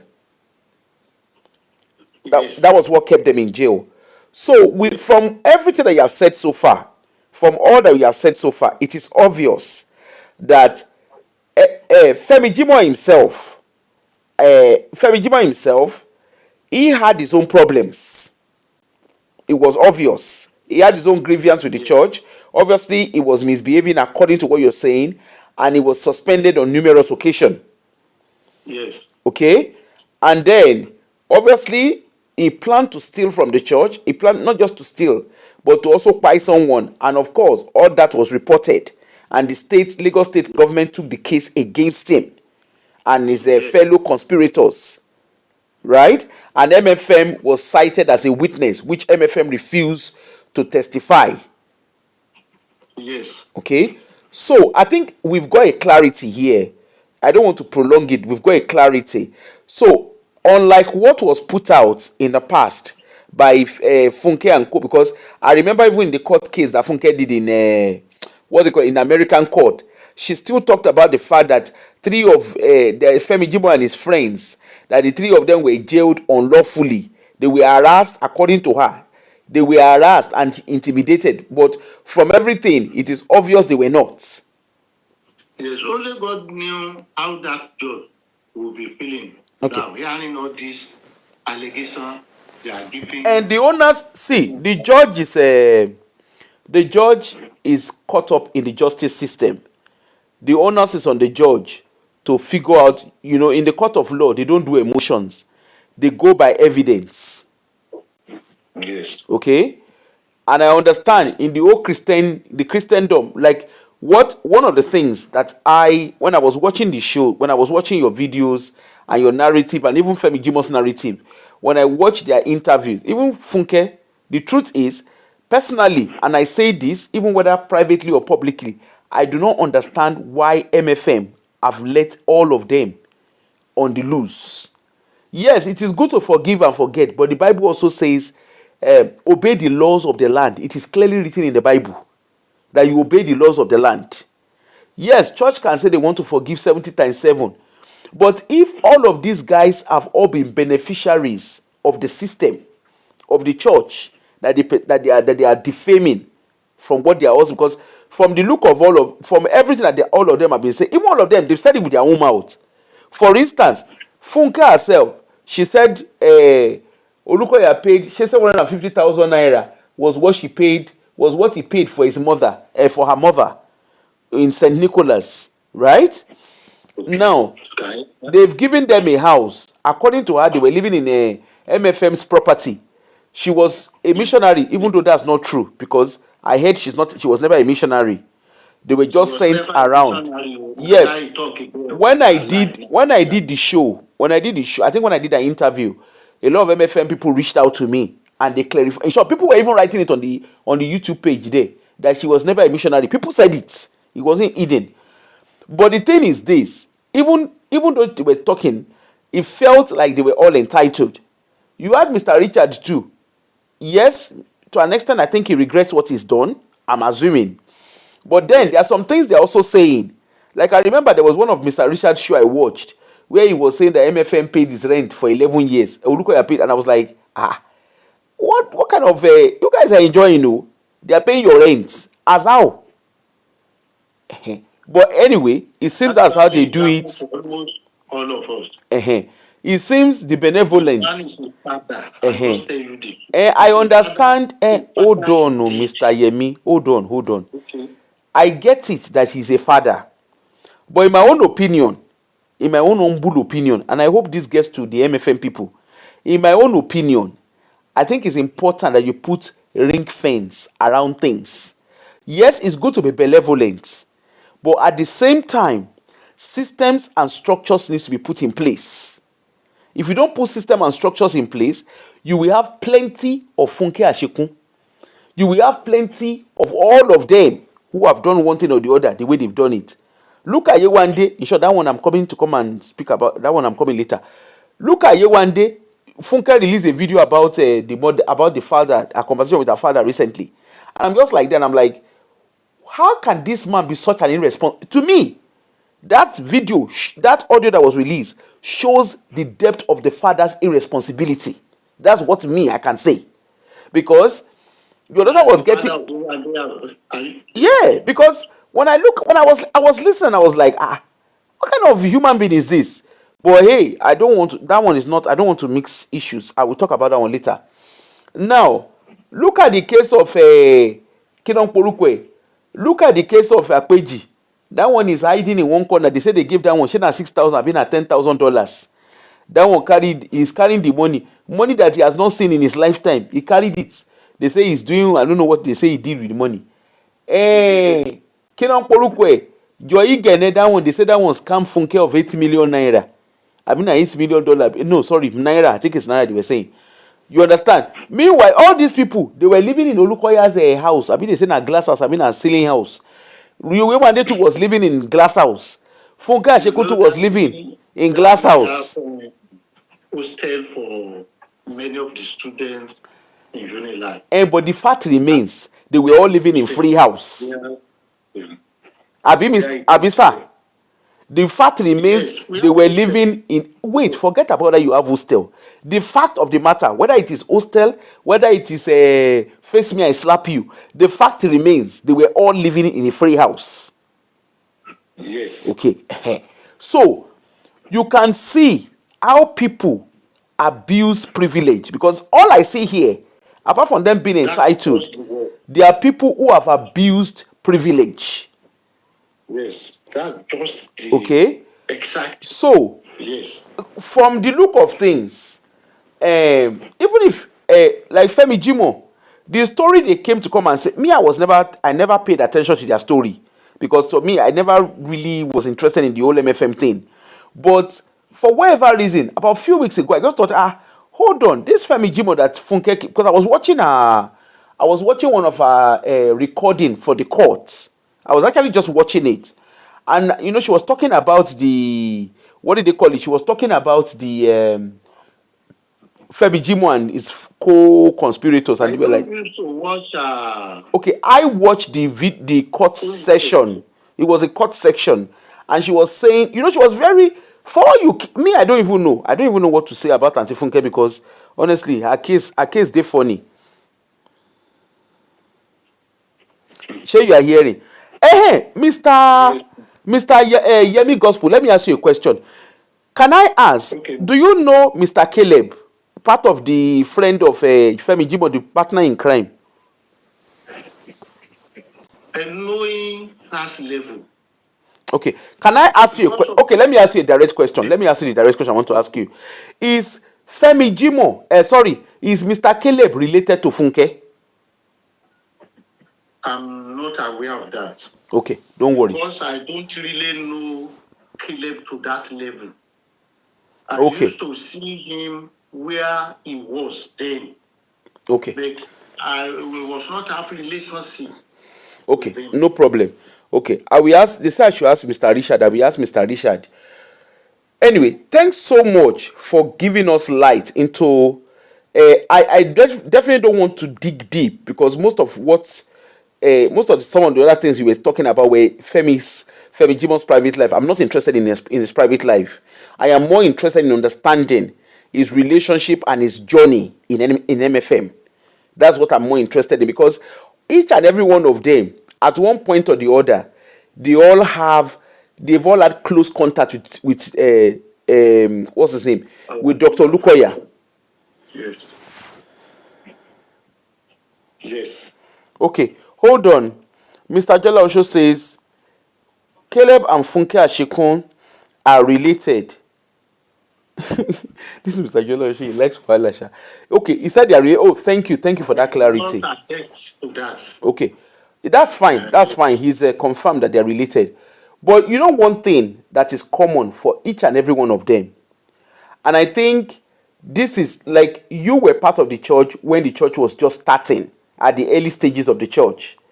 Obviously, Yes. I'm guessing, from what I understand, from what I can understand from all the narrative and all the shenanigans that has been put, it seems like your geo is someone who is quite relaxed around people.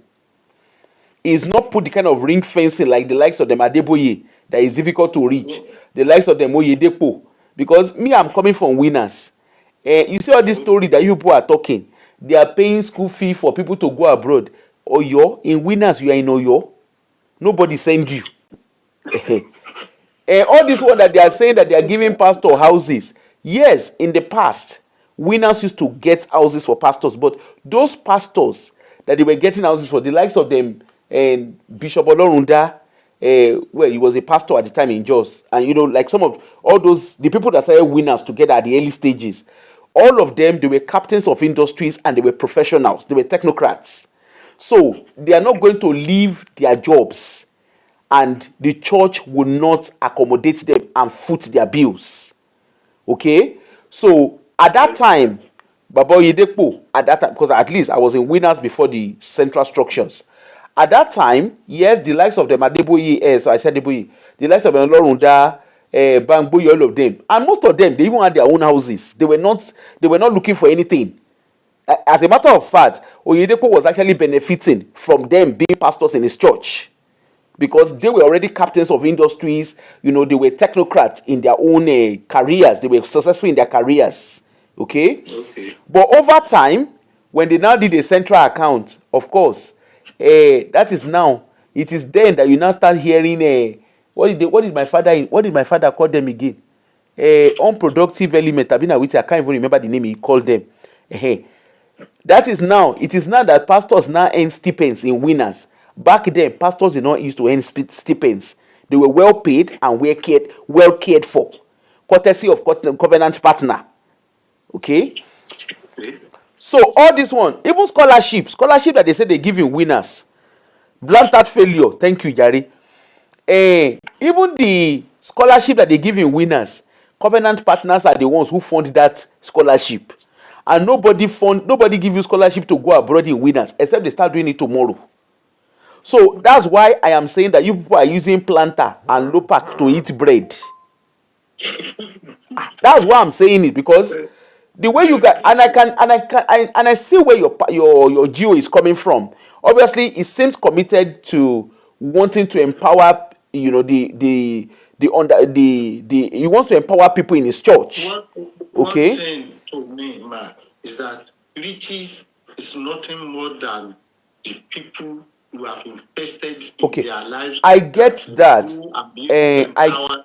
Yeah, Not yes, all these cash we are okay. talking about. But hold on.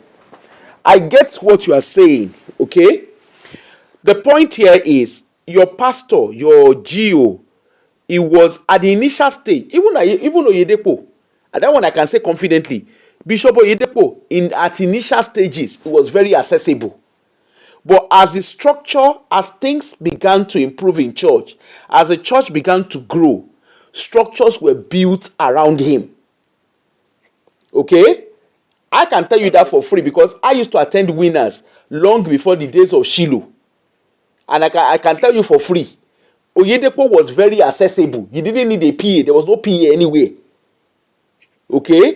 It was very, very accessible. However, as the church began to expand, then structures was built around him. Okay? And the truth is, some of the things that happened in MFM, let me don't lie to you, some of them happened in winners. I'm very sure you read newspaper. We had pastors who carry a whole church and disappear. We had pastors who emptied bank accounts of churches. I'm not talking of account in naira. I'm talking of dollars. I'm talking of pounds. They did it in winners. But the difference now is account was then made central. It's not a central account, and also strong structures were put in place. That's the reason. And are they still stealing money in winners? Oh yes, they are still stealing money. Are they still able to carry money and disappear? Oh yes, but it's not as easy as back in the days. It was before. Okay? And my father in the Lord, my former father in the Lord, I mean my former bishop, in those days, Kinon Porukwe, in those days, when you say you are, like they said we should build Covenant University, I am among those that carry pong for Covenant University. Apart from putting money down, we carry pong because they target we professionals.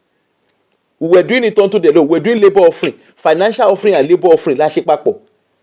And by the time they finish building,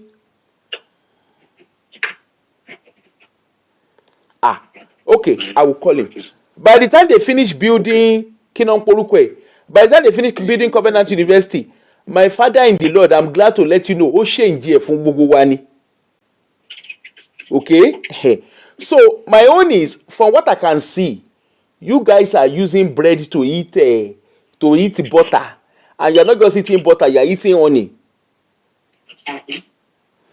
So the truth about it, I don't want to keep you for too long, but thank you for shedding light. Okay? And at least now we hear the other side of the story. Now we understand how things played out. Right? Yes. We understand how things played out. Because the story is, it is Kinon Porukwe. It is Olukoya that locked them inside prison. He did this, he did that. Now we know that is not true. Anyway. That's why I came out on my own. Okay. Because I no longer swallow all those lies. Yeah. But that's why. Now we understand. So, sir, let me. Sorry. I don't want to keep you. Please let me let you go. I want to call Mr. Richard because I have some question I want to ask him. Okay, thank you, All right. man. Thanks so much, sir. Thank you. Thank you. Yes, man.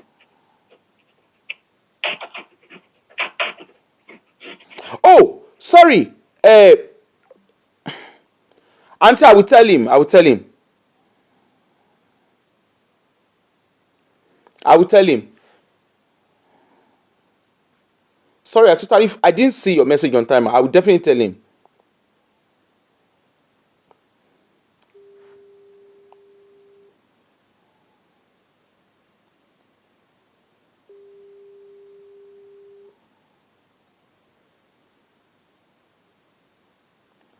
Hello, Mr. Richard. Hello, man. Oyibiribiri. Oh, are you on live? Hey. Yeah, but Moti Pa. Ah, okay, okay. Oh, sorry. Etipa live because of me? No, no, no, no, no. Yeah, but I'm still with you here, man. I'm still with you. Okay. I wanted to ask you a question. Eh, Okay, are you still live, man? yeah, I'm still like, Okay, I can okay. speak to you later if you're on live. Let me let you No be. problem, no problem, no problem. Now let's go ahead. No Okay. problem. Let's go ahead. The question I wanted to ask you, you Yes, said man. something about when I was asking about the payment of the pastors. You said Yes. something when I was when I was speaking to Mr. Yemi, when I was asking him question about the pastors. You said something about that the pay is low, hence the reason why there's assistance. Can you explain, please? You know, normally, I think it was during after the lockdown that a lot of salaries were regularized and upgraded quite well. But Ah, okay, in the beginning, it was a little bit low. So okay, okay, any form of and it was an open how can I it was an open check from Daddy Geo then. Well, I can still call it generosity and benevolence.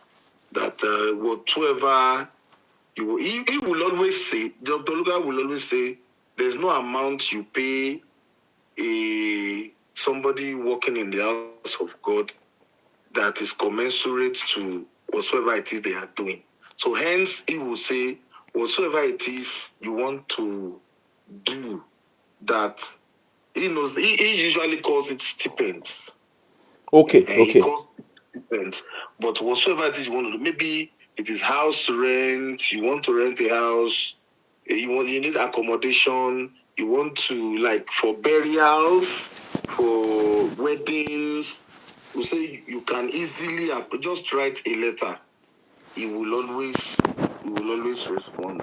So that has always been okay. the structure. But a lot of people used to abuse, like somebody you give an open check, like, okay, go and look for an accommodation, for example. People will usually go and get accommodation that they cannot afford on a normal, even if they were paid normal salary. Oh, so because they know that your pastor will pay. Geo will pay. Yes. Ah, Yes. okay, okay, okay. Yes. So that's where the taking the structure for granted started. Okay.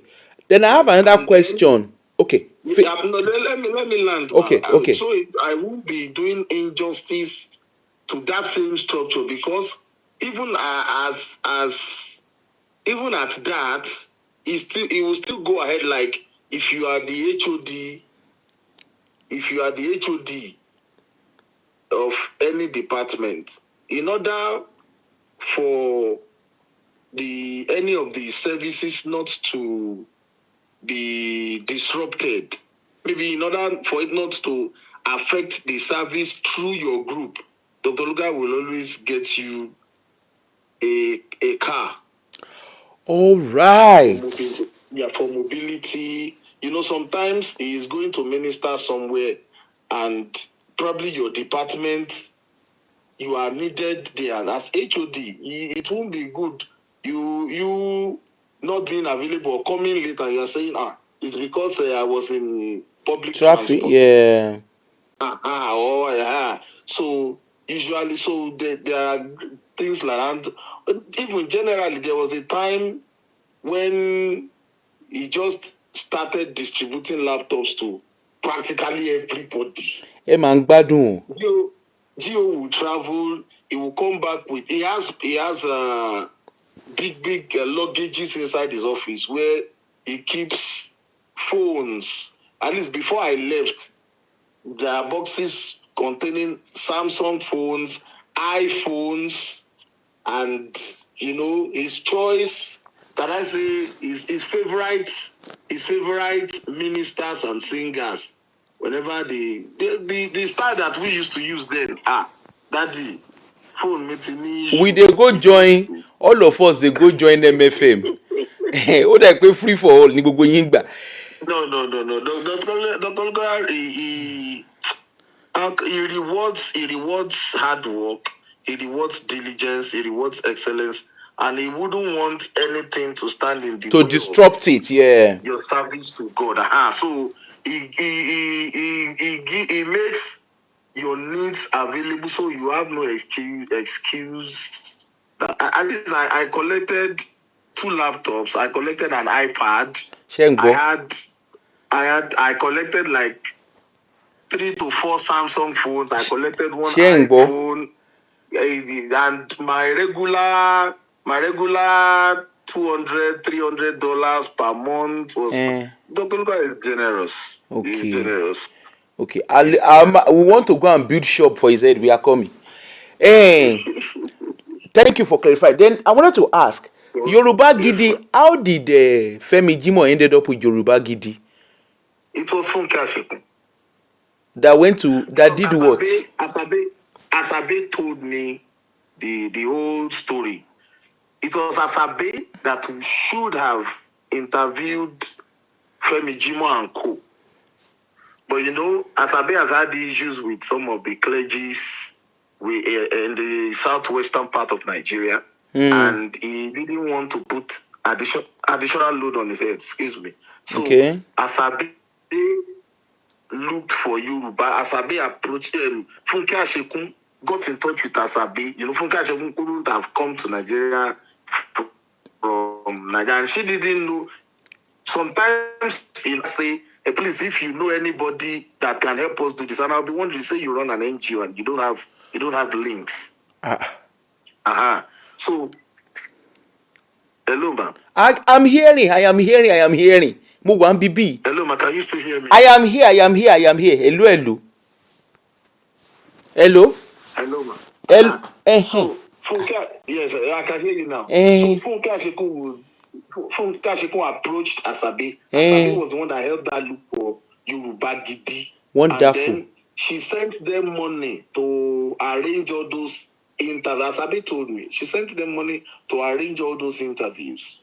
Hey, just the way they were going to Auntie Aduni, that they were arranging and they will go and meet her for interview. Yeah, the way she will. Until I pursue them for her back. Auntie Aduni,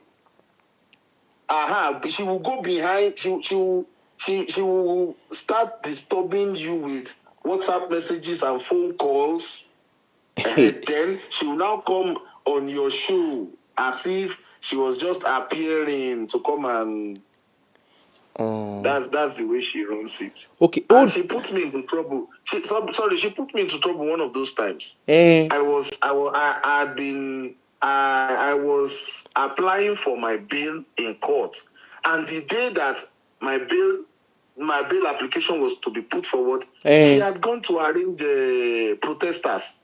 So as soon as the prosecuting counsel saw protesters outside, he opposed my bail right there in front of the judge. That protesters are outside for this guy. But it's good now. Is it not good? Solidarity forever. Solidarity forever. Did you not do Aluta in university? I did not know. You don't have mind. You don't have mind. So as soon as the prosecutor opposed my bail, Eh. the judge adjourned the matter, and then the Muslim fasting break was around the following week. Anyama. The Easter break was in 2 weeks, so the judge adjourned to after a month.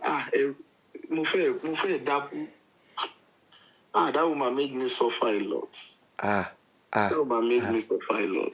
But I have a question for you, Mr. Richard. Me and you, I'm still coming for you.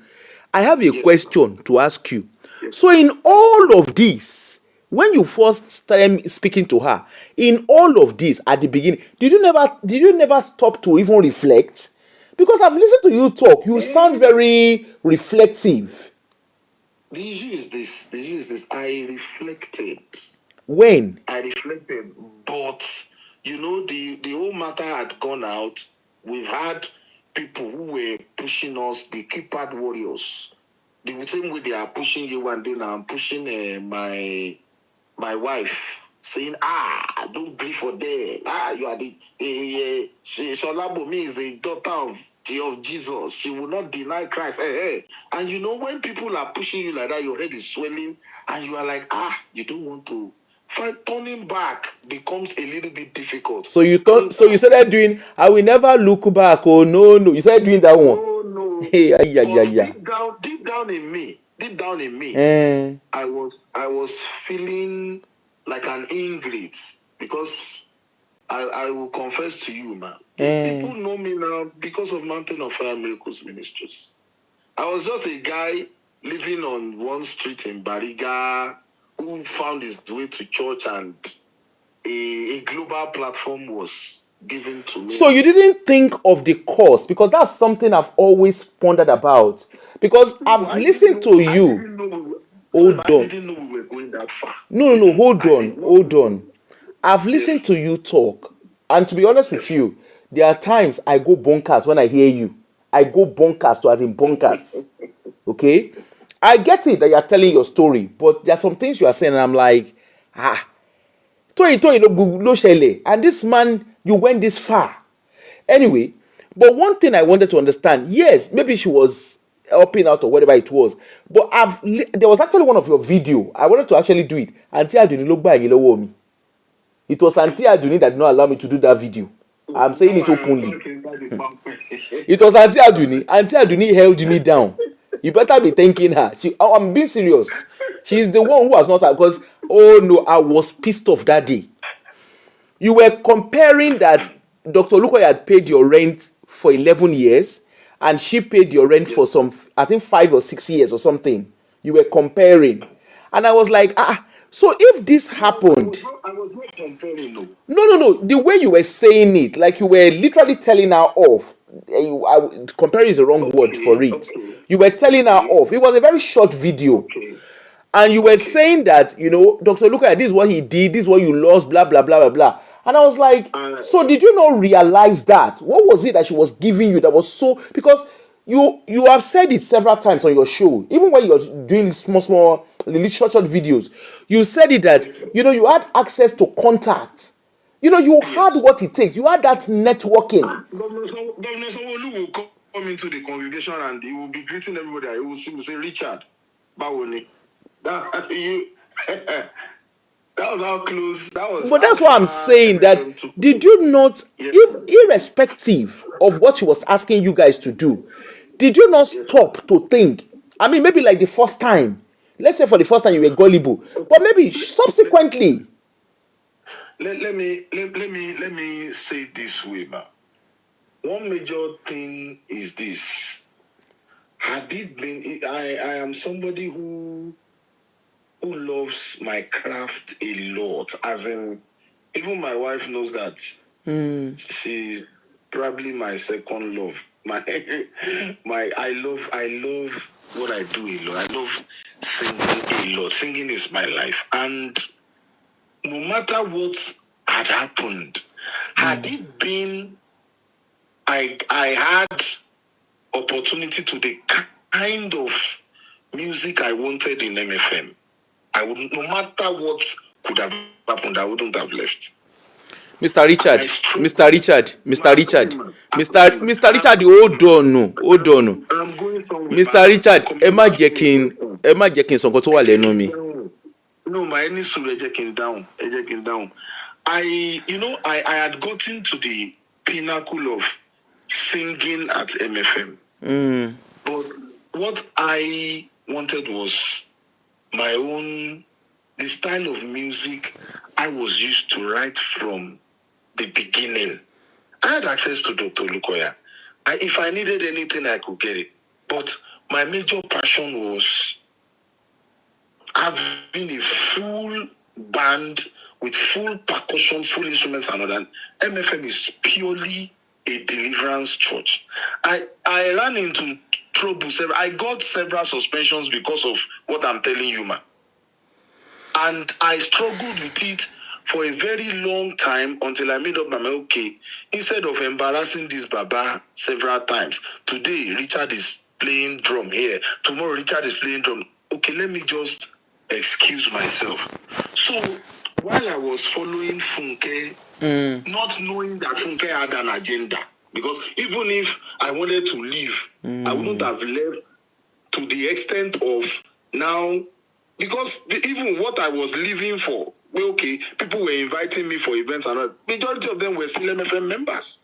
So I couldn't have gone back to now burn that bridge, which Funke eventually led me to. I didn't have that agenda. No, you can't, Mr. Richard, hold on. Mr. Richard, hold on. You see me, I don't know how to breed, I don't know how to pretend. Okay? Yes, ma'am. Like I said, there was one particular video that you did. Yeah. That video, I remember calling Auntie Aduni. And I'm not saying it behind, I'm not saying it to do anything. I called Auntie Aduni. My ori mi gbóná lọ́jọ́. In short, that day I was so pissed off. When I say I was pissed off, I was so pissed off. Okay? And Auntie Aduni is always very, very. Auntie Aduni have a way of touching my mumu button. I won't lie to you. Okay? Because that day, I just called her. I said, Auntie Aduni, I want to do a show. Not necessarily do a show because of you. But there was no way I would say what is I want to say, that I will not give Funke Ashekun soft landing. Okay? You see, I get it. You had your kind of music and all the stunts that goes with it. But the fact remains, okay? Funke, you can't turn around and say Funke made me. That's one thing I still don't agree with you on. I don't agree that Funke made you. In my own opinion, and from listening to you, okay?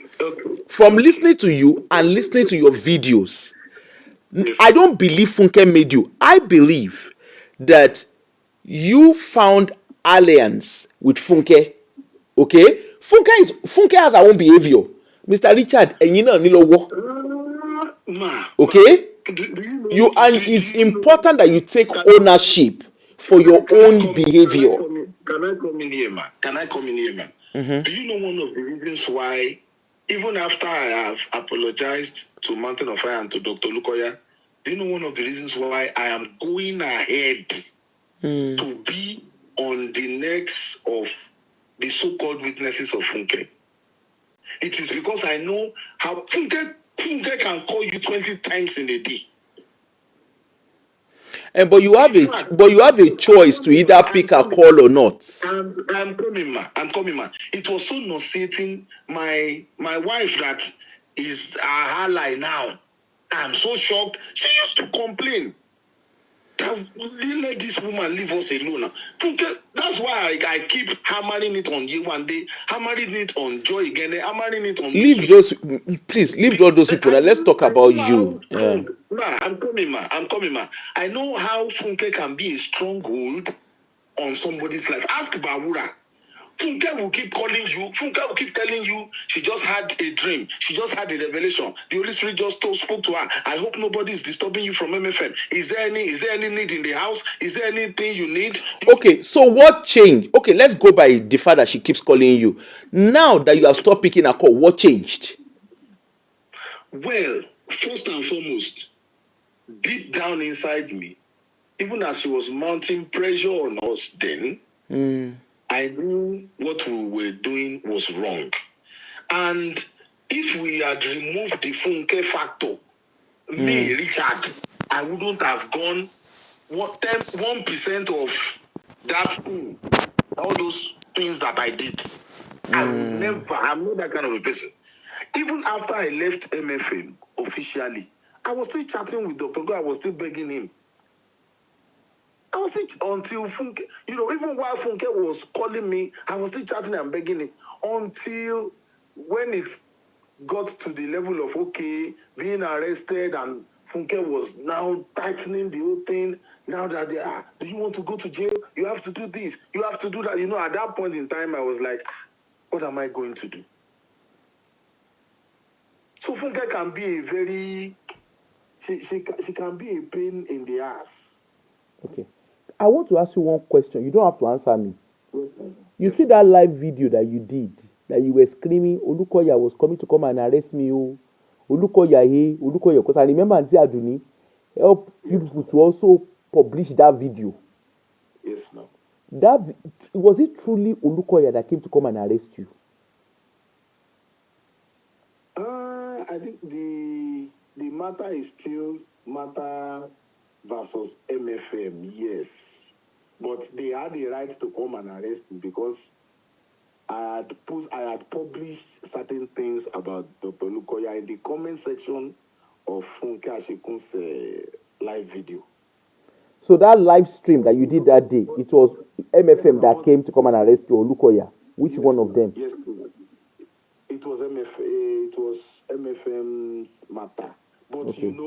The issue is seeing an opportunity to try and gaslight or make a show of the whole matter.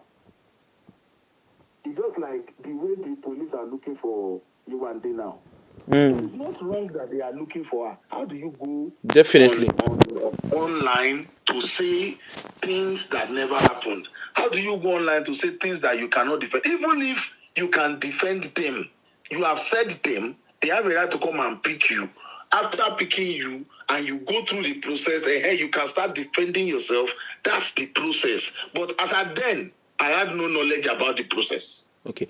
Wait, you said you one day that she's running for things she cannot defend. She can defend it. She saw half human, half elephant. I mean, did you not listen to the interview?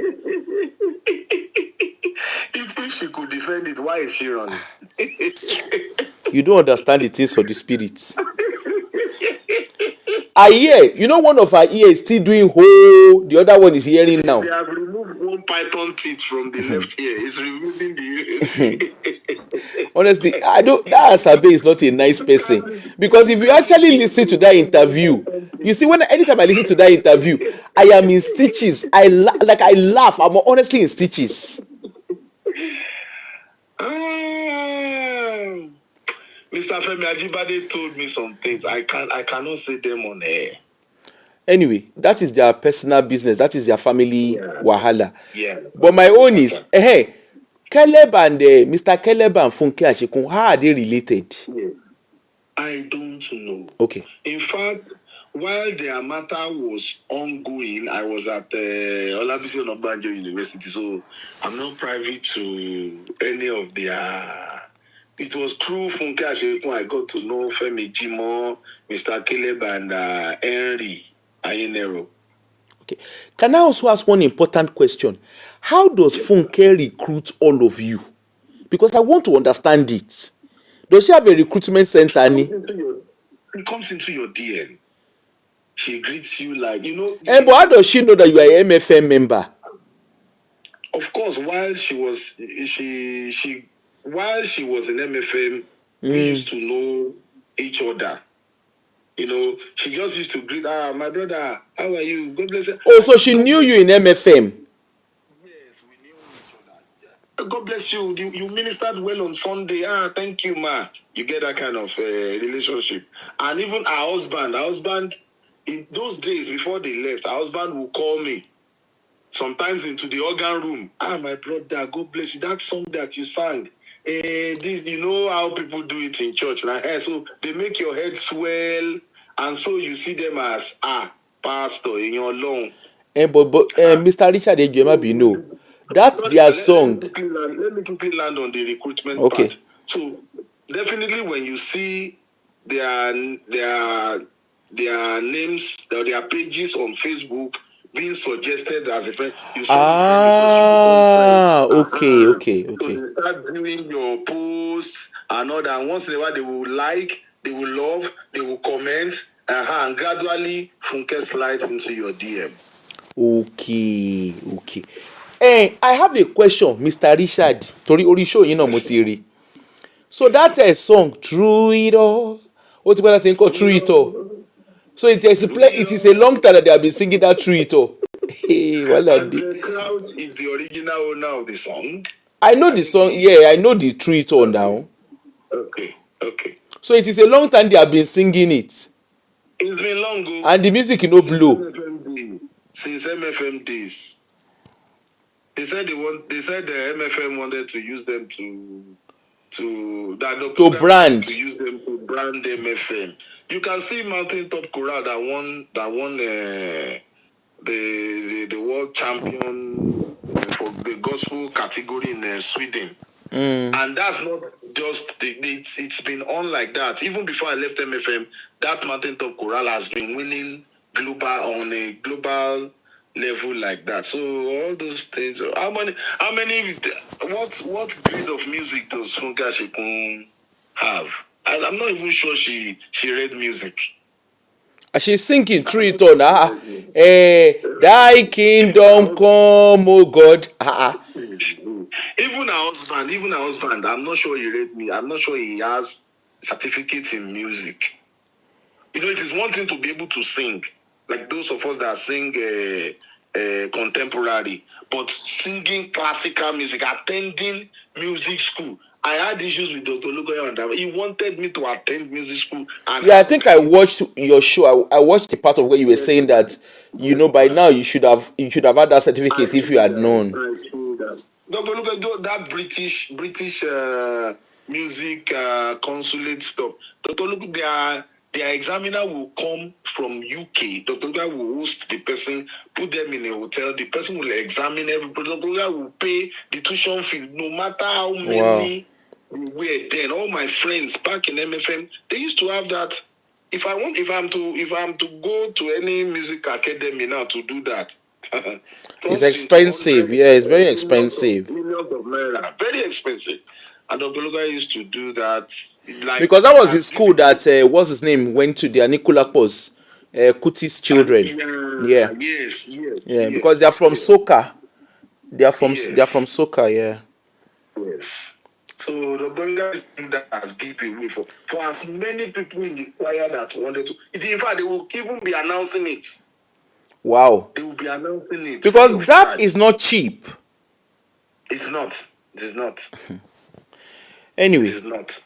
So from the look of things, Mr. Richard, from all that because me, I'm beginning to understand all this story. From the look of all of these stories, even the Femi Jimo's one now, from the look of all this story, all these things had no business with Dr. Lukoya. Or am I wrong? Because from everything I'm hearing, even you, when you have spoken, when what's his name, Bawura, Femi Jimo's brother, when all what you guys are saying has no direct link to Dr. Lukoya. The issue is this, man. Just like I said, we never knew Funke had an agenda. We just saw her like, okay, we have somebody like me. I've left ministry.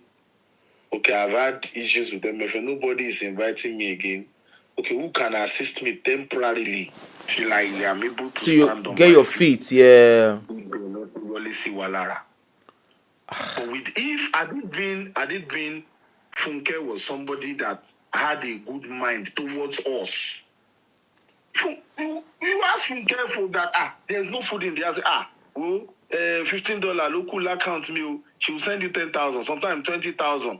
But once it is the lawyer that is asking for money. She will give you guys millions. Will suddenly show up. So if she really had a good plan for us, these people, they I don't want these people to be dependent on me. She could have been like, okay, what can you do? What can you do? Okay, let's do it. Even if at some point I was like, okay, please just lend me some money. Let me start some business. I'll be paying back so amount on a monthly basis. She won't answer to such. She will not. But you people are witness now. Ni she witness or no? People like, though myself and Bawura, I think we were a little bit sincere with her. People like Joy Igene and Misuya. Egbo, wọ́n ní Joy Igene gbé 8 million lọ, ṣé irọ́ ni àbó òótọ́? Ejo ń gbówó mi. Even before then, I was the one that personally delivered. Was it iPhone 14 Pro, iPhone 15 Pro Max to the guy that Bolu sent from Abeokuta, where they get Joy. Wàá ṣe rí. To go and deliver it to her. Wàá ṣe rí. My Michael Akpeji too. As soon as that one was able to find favor in the sight of Funke, what he asked for was a very strong iPhone for him to get evidences from iCloud. Did you see the evidence he gave in court? Did you listen to the court session? I did not even listen. I mean, I was. You need to listen. But you see, when you want to listen to that is evidence. Please don't eat pepper. Yes. Don't eat pepper. Because the guy, they were asking him the guy was saying, I don't even know what it's like. The guy was in a different planet. In fact, the last write-up he made about me, I couldn't finish reading it. Because the previous one, I noticed that one was well articulated. I was like, somebody must have typed this. ChatGPT ló bá wọ type. AI is needed. That he put my picture, it was just putting pidgin English and broken it. He said I came out with a third class, me that I came out with second class. For God's sake. It doesn't matter. It doesn't matter what you came out with. But anyway, in the midst of all of this, I'm hoping all of you have learned. Because this lady someone like yourself, look at all that it has cost you. Someone like yourself. Having learned is an understatement.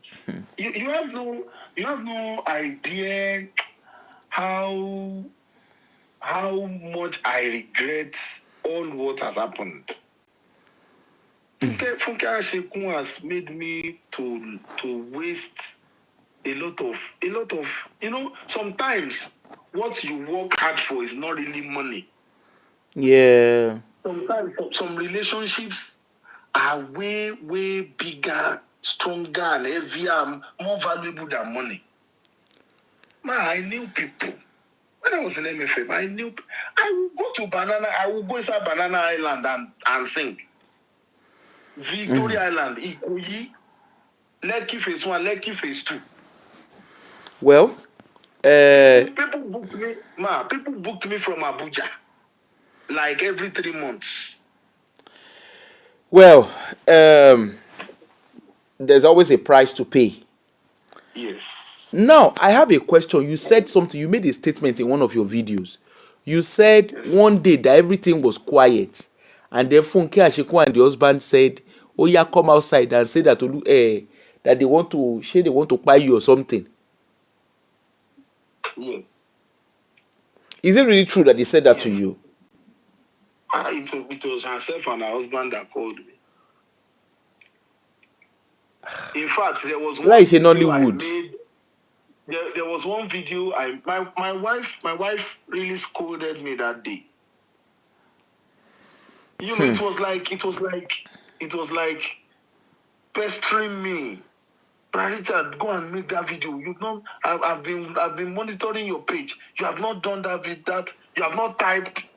You have not posted that thing I asked you to post. Post it. That's the only thing that can save Hold on. So she tells you to also post things. That's the way she pesters you, and that's why I am so much on their neck. To láti já èèyàn gbà lọ́wọ́ Fúnkẹ́ ò dẹrùn. She will be pestering you. You don't know. This man, he won't leave you alone unless you do this. You have to do it, and she'll be messaging you. I've posted something now. I've not seen you share it. Go and share it. Help me share. If you ignore the message, she will call you. Wonderful, miraculous. Funke lẹ pè báyẹn. Wọ́n náà kọ lẹ́tà sí Donald, wọ́n náà kọ lẹ́tà sí bọ̀dá Trump. ẹ wá dá wọn lóhùn. See my wife that has PhD. I was telling her, baby, just apologize to this Baba. It's the Baba that gave you your first job, that gave you your second job, that gave you your third job, paid for your master's tuition fee. I hope you have shall block her number. Funke? Yes. I won't block her. She was the one that blocked me. Okay. I won't block her. Kò ní bó ṣe wà yẹn kò ní rórun sùn. Ọkàn ò ní balẹ̀. Àfi sùúrù. Funke has destroyed so many things. Bó ṣe wà yẹn ọkàn ò ní balẹ̀. Ọkàn ò lè balẹ̀. Because ìkà ni, and it was the reputation that her husband had built in MFM was what she used to cajole a whole lot of us. Because I was seeing her in the light of her husband. Like, Papa JJ, a man that goes quietly. And it's a lie. He is keeping quiet there now, acting as if he doesn't know. It's a lie. He supports her fully. Go and listen to their interview with Pastor Komalafe. No, I actually, me.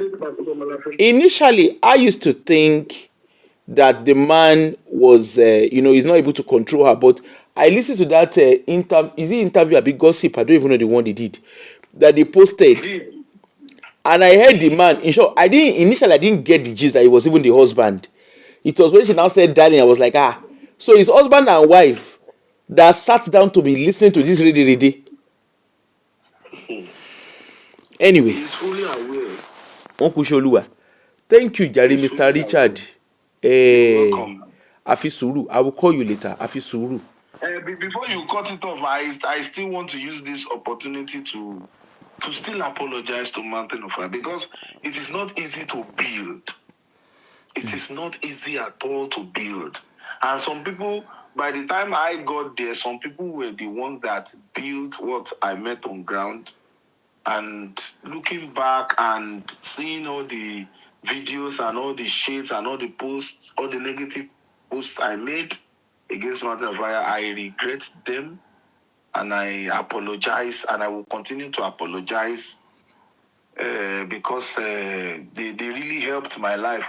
MFM helped my life. MFM helped my ministry. MFM helped me to be a professional singer. And I will never forget that for the rest of my life. Thank you very much for the platform. All right. Thank you, sir. Thanks so much, sir. You're welcome. You're welcome. My people. Ni Oluwaranmilowo de Ebenezeri. My mouth dey pain me. But the koko of the matter, shey you don't see single story narrative. He said, she said, I said, single story narrative. You can see it. You can see how single story. Femi came outside, the Femi Jimo and his people came outside that time. It is MFM that carried us, they did this, they did that. Now we know that it's not like that. At least the cousin has come and say that is not how the story is. Sometimes, you see, and this is a lesson for each and every one of us, including myself. You see, if you are new, maybe you are a content creator, or maybe you are aggrieved by your church or by your employer or whatever, don't buy other people's battle. Okay? Don't buy other people's battle. A lot of things has been thrown on social media. Unfortunately, social media is a digital footprint. Right? A lot of things has been thrown out on social media, and I think that's one of the things that Funke built on. Funke and her friend, they all built on it. Put stuff on social media, of course. Dr. Olukoya is not going to come out and be screaming. Me, I've always said my own. apart from all the father and die prayer that they used to pray, and wetin dey call the thing, wetin dey call that, the one I said that they did, the video I saw of them wey dey say 12 chicken and jollof rice. Me, I have not heard anything from from their church. We dey hear oríṣiríṣi rigmarole from redeem, from winners, from all of them. We dey hear oríṣiríṣi rigmarole apart from their prayer and their testimony wey dey dey give. Me as a person, I have not heard. If other people have heard, please let me know. Okay? And the only time me I started hearing corridor prayer, corridor deliverance, I say, how you go church, they go comot your pants? Where you dey? Holding the black belt abi tèmi báyìí. Person look me from head to toe, he say comot. As how you wan take comot am? Which kind prayer we pray wey dey comot pants? But somehow along the line, the story was just looking like it was only from everybody that was telling story. They were all linked back to Funke Ashekun. And I'm like, all these things na family problem. Even the story where Bolu dey talk, when you go back and go and listen to that Bolu's interview, there is a lot of irregularities in her story. At the time, we listen to her, as a child, historical abuse, kiniko. There's a lot of inconsistencies in her story. Go back and listen to it. One minute she said it was her mother that brought her to the pastor's house. The pastor did this. Then she told her mother, and then the mother said they should go there. Then they carry sand, they pour inside. Where did they see sand that they put inside their mouths? And if truly, and it's interesting, you see, it's very, very interesting. If you go on Bolu Maybe's page, Bolu Atife Maybe, if you go on her page, 11 months ago, before she came to come and meet Auntie Aduni, she had brought out I'm sure I'm coming to come and do that one. She had brought out Kinon Porukwe. She had brought out the picture of Pastor Olukoya's child, right? She literally went to the school of that child, like the social media page of the school of that child, and went and lifted the picture of that child, and was using the child to wish Shenge. That child is a minor. After doing all of that, they now came to Auntie Aduni's show. She came on the platform to come and be doing, and all those cry, when she dey cry, if that Bolu, the Bolu that is doing Ale Ojo Won ni Bolu wa kere wa, if that Bolu is the same Bolu that came to come and talk on Auntie Aduni's show, it is a Temus Bolu. What you ordered versus what you got. Because our story, go back on Auntie Aduni's show and go and watch that video. Go and watch her story. Our story is very scripted. Go back and watch it. You will notice a lot of irregularities, inconsistencies in our story. There is no way you will go through historical child abuse. I can tell you as a professional, you cannot go through historical child abuse and you remember every detail the way she narrated it. Yes, even when you are saying the details, even when you are narrating the ones you can remember, right? You will still have that traumatic behavior. You see that thing that she came to come and narrate on Auntie Aduni's show. It was all well scripted. At a point, go back and watch that show. You will see Auntie Aduni where she was saying, do you want to drink water? Do you want to drink water? No. She was okay.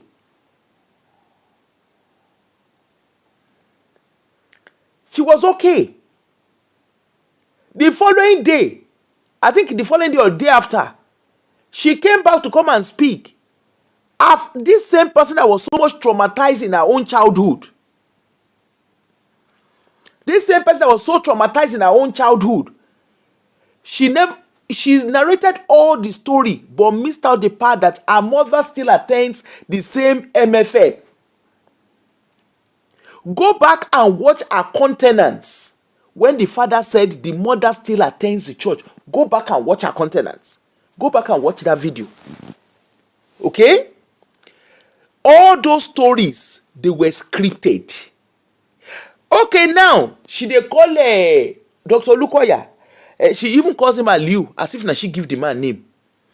Aliu this, Aliu that. The question is, was Olukoya the pastor that pour sand inside your mouth? And if you want to check, there's no pastor that pour any sand inside their mouths. Where she said it with her own mouth. Go back and watch it. She said her parents, because I remember when she was saying they pour sand inside her mouth, they asked, I think I don't know, or maybe people in the comment section, I remember she was asked, where are your parents? She said her parents were there. When the father now came, remember the father came on the show. The father came and talked on the show. When she said they did this, the father said, I did not see. How can they carry sand and pour? That's something of that so much significance. And your father did not notice it. Go back and watch the show. You will see it there. How come your father did not notice that significant thing that happened? She scripted it out. There was nothing that happened to that lady. I can tell you that for free. Go back, go and watch the story. Go and listen, go and watch her story. And pay attention to her body language. For someone who claimed to have been abused as a child, she was too comported to tell her story. She was too comported. All those ones that she came, she was crying. Hey, she was pregnant at the time. It's possible it was pregnancy hormones. The story, she was very accurate for something that happened years ago. She was very accurate with every detail of all that was said to have happened to her. There is no way, even me as someone that lived with my auntie that had traumatic experience, I can tell you for free. There are some of the things I will not even remember to mention. Some of the things, it could even be sometimes, maybe I'm that kind of person. When I'm sleeping, at the slightest sound, I jilt her. That is because of my own experience. I don't know how to sleep so deep.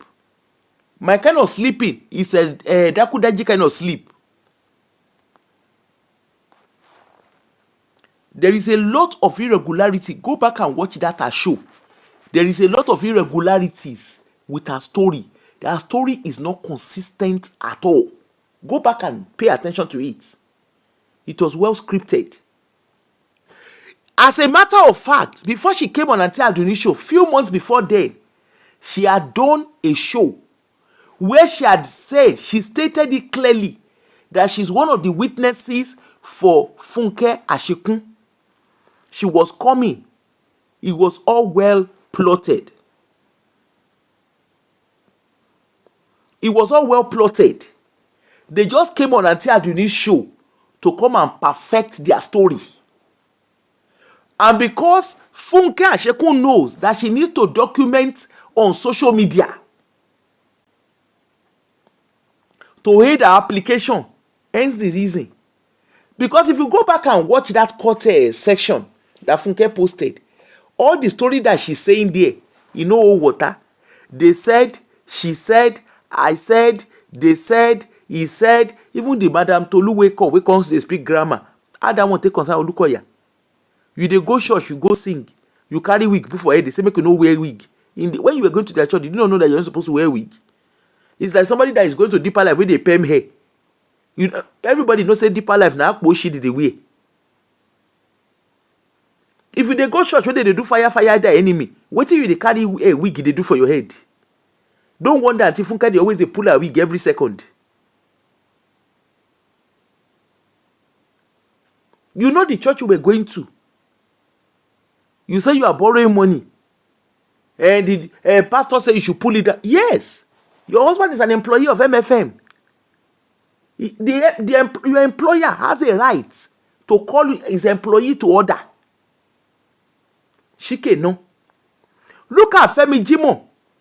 Look at all the things where they say he do. They say the guy, the person they work for Pristine Press. He dey carry book. He dey go sell am. So he had the book that they were selling in the this thing. He go carry and go sell am.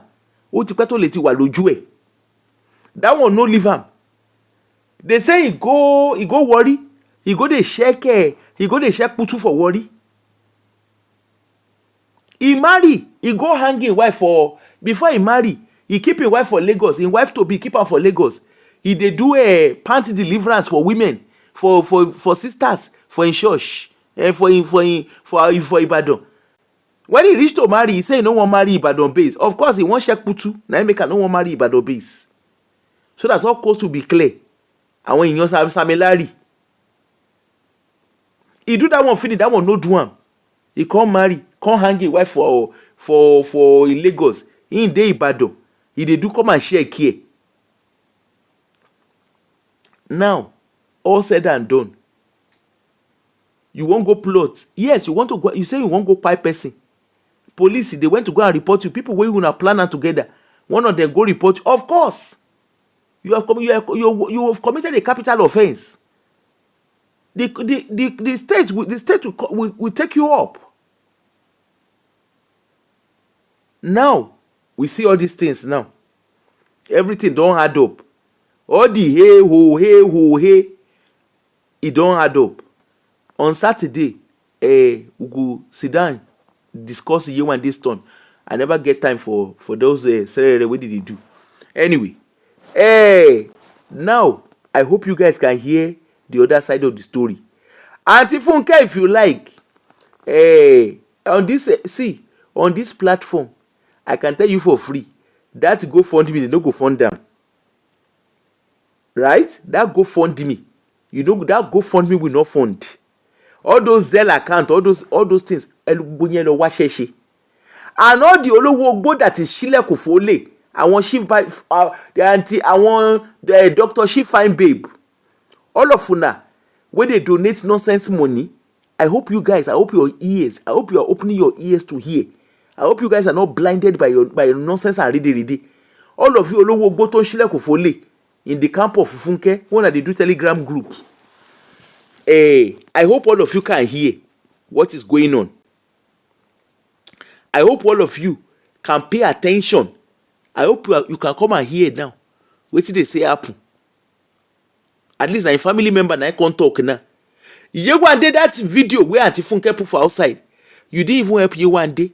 You literally showed how irresponsible Yewande's parents are. That's what you literally showed. Yewande's father, you know him pikin dey take care of him grandchildren.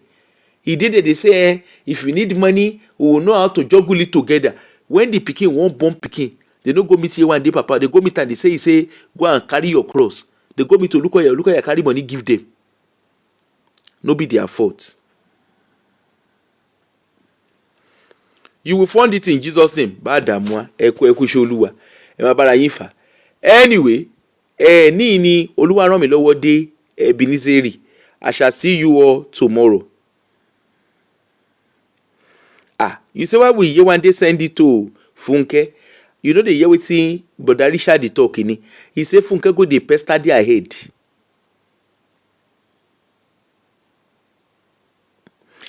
He say Funke go dey pester their head. You see, my people say if lie go for plenty years, the truth go catch am.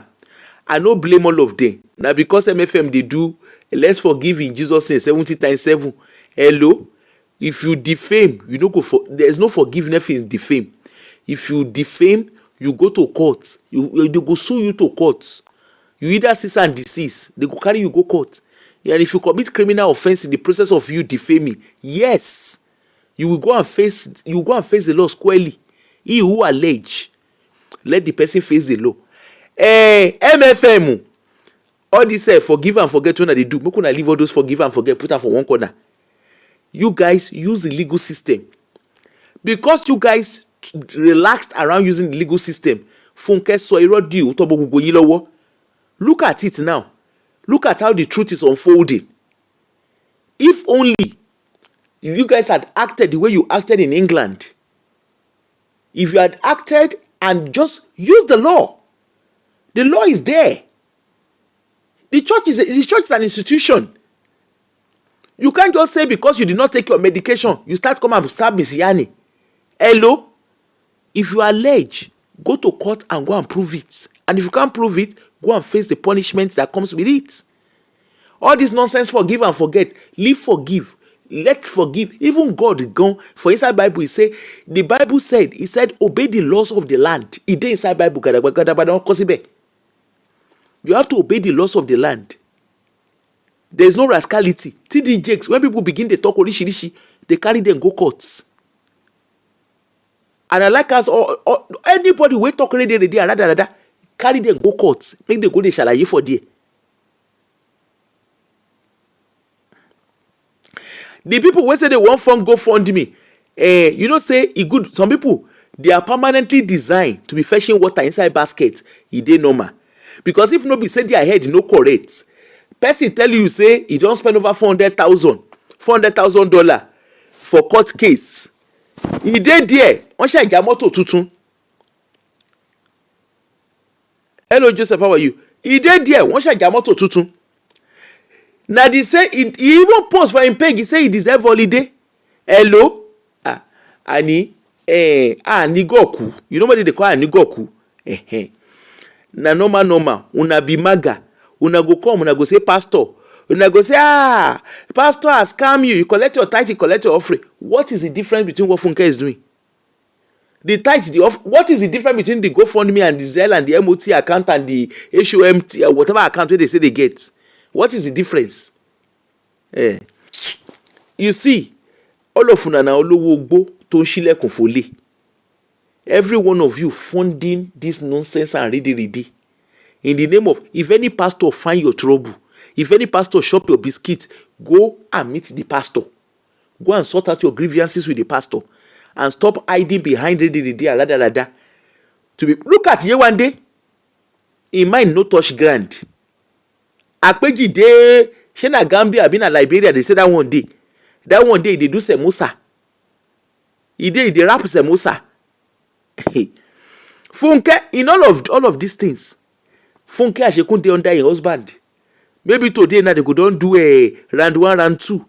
Abi you no know. They go don until Funke go don collect. You know say she dey fresh. She go don collect maybe round 1, round 2. Right? You go don collect. E dey there, e dey see him children, e dey see him husband. Abi you know dey see am before she go talk 2 things. My darling, my honey, my dear. E don call her how many million time? Or the rest of una dey run helter skelter. E sọra yin di ọmọ sanle ọmọ go. Una no get peace of mind. Person wey dey send una ọ̀rọ̀ ọmọ níṣẹ́ fàyàtì. E dey there, e dey send una iṣẹ́ dey toru. He dey with him wife, he dey with him husband and his children and her children. All of them. Person wey say he wan help una fight freedom fighter, abi na wetin she call herself. She waited until she got abroad, until she relocated abroad before she begin dey scream. This is America. America is America. She reach abroad before she begin dey scream. Okay, you dey even dey scream. Evidence e dey. The evidence wey she dey bring. Oh no. Oh no. Okay, fine. If it's true, say that evidence exists. Dr. Olukoya, I can tell you for free, he no go enter any Western country. Or do you honestly, wait, all of you funded, are you guys so daft that you don't realize that all the noise on social media, do you honestly think they would not have investigated Dr. Olukoya? Is that what you guys honestly think? Do you not think he would have been investigated? Or is he invisible? They would have there's no way he would have been able to enter United Kingdom. He go Canada. If true, say Auntie Funke get evidence, that man no suppose come America, come meet am for there. Or you think even when you file a case to court, you think court do not do their own background check? How daft are you all? How daft can you guys be? You know, good person no get. See, to go school no be the problem. Now make school pass through you, now be the cocoa. And from the look of things, no be like say school pass through any one of una. Because you have lawyers among them, or legal practitioners, whatever they call themselves. You have doctors. You have professionals in their midst that suspended their brain, because the moment they say religion like this, everybody go suspend their brain. Hello? Hold your head and tell yourself, I refuse to be stupid. That is what you should be saying to yourself. I refuse to be stupid. Because if you are not stupid, you have no business funding ready. Person no tell una say he won't use money to do investment. Una dey fund. Someone told you that she has spent over 400,000 for court case, and you guys are not asking her, is she mentally sound? How old is Auntie Funke? Auntie Funke is almost 60. Person carry 400,000. She carry and they do court case. Look at how they are calling million. I pay 50 million. I pay 60 million. Is Auntie Funke allergic to investment? Now question no. All of you are now running helter skelter. I don't know the kind of plan you come from. Wallahi, I don't understand. Exactly, and still counting. She can't get Kidon Porukwe. She can't get Kidon Poruko Kotolo Uni. MFM, she dey pay MFM 50,000. That one na $200 she dey pay every month. Meanwhile, another 250,000 they grant you, if they wait time. Now they still dey court. If they win that case against her, another fine go dey. MFM, hello. Make una collect una money loadindi. Make una no collect part payment. Make una collect and loadindi. If una no know how to do am, make una come meet me, I go guide you na. She's collecting 300. She's paying 300 every month. Oyo wo lo fẹ́ san tán? Nonsense and ingredients. You call it trader. True waiting all. What is it true it all? Which Eya kingdom they come? In your to the family supposed carry cane, carry correct bulala in yash. The Ashekun family, aren't you guys ashamed that you have a wife who is just disgracing herself? Mr. Ashekun, you don't get family when they call all of una inside house. Hey, wow. Una no get family when they call una. Loluberu. Wá sọ̀rọ̀ ayé di gbòdúgbì sójú títì.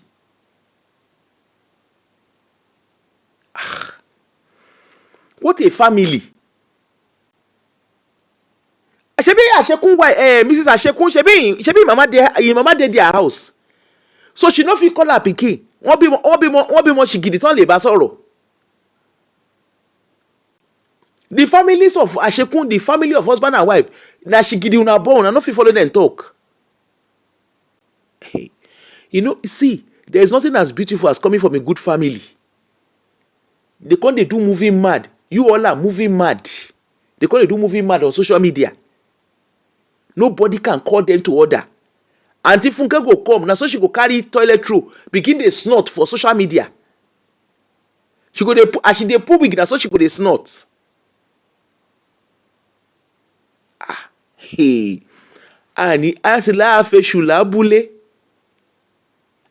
Kí ló dé, kí ló ṣẹlẹ̀? Ẹ wá sọ̀rọ̀ ayé di gbòlúgi sójú títì.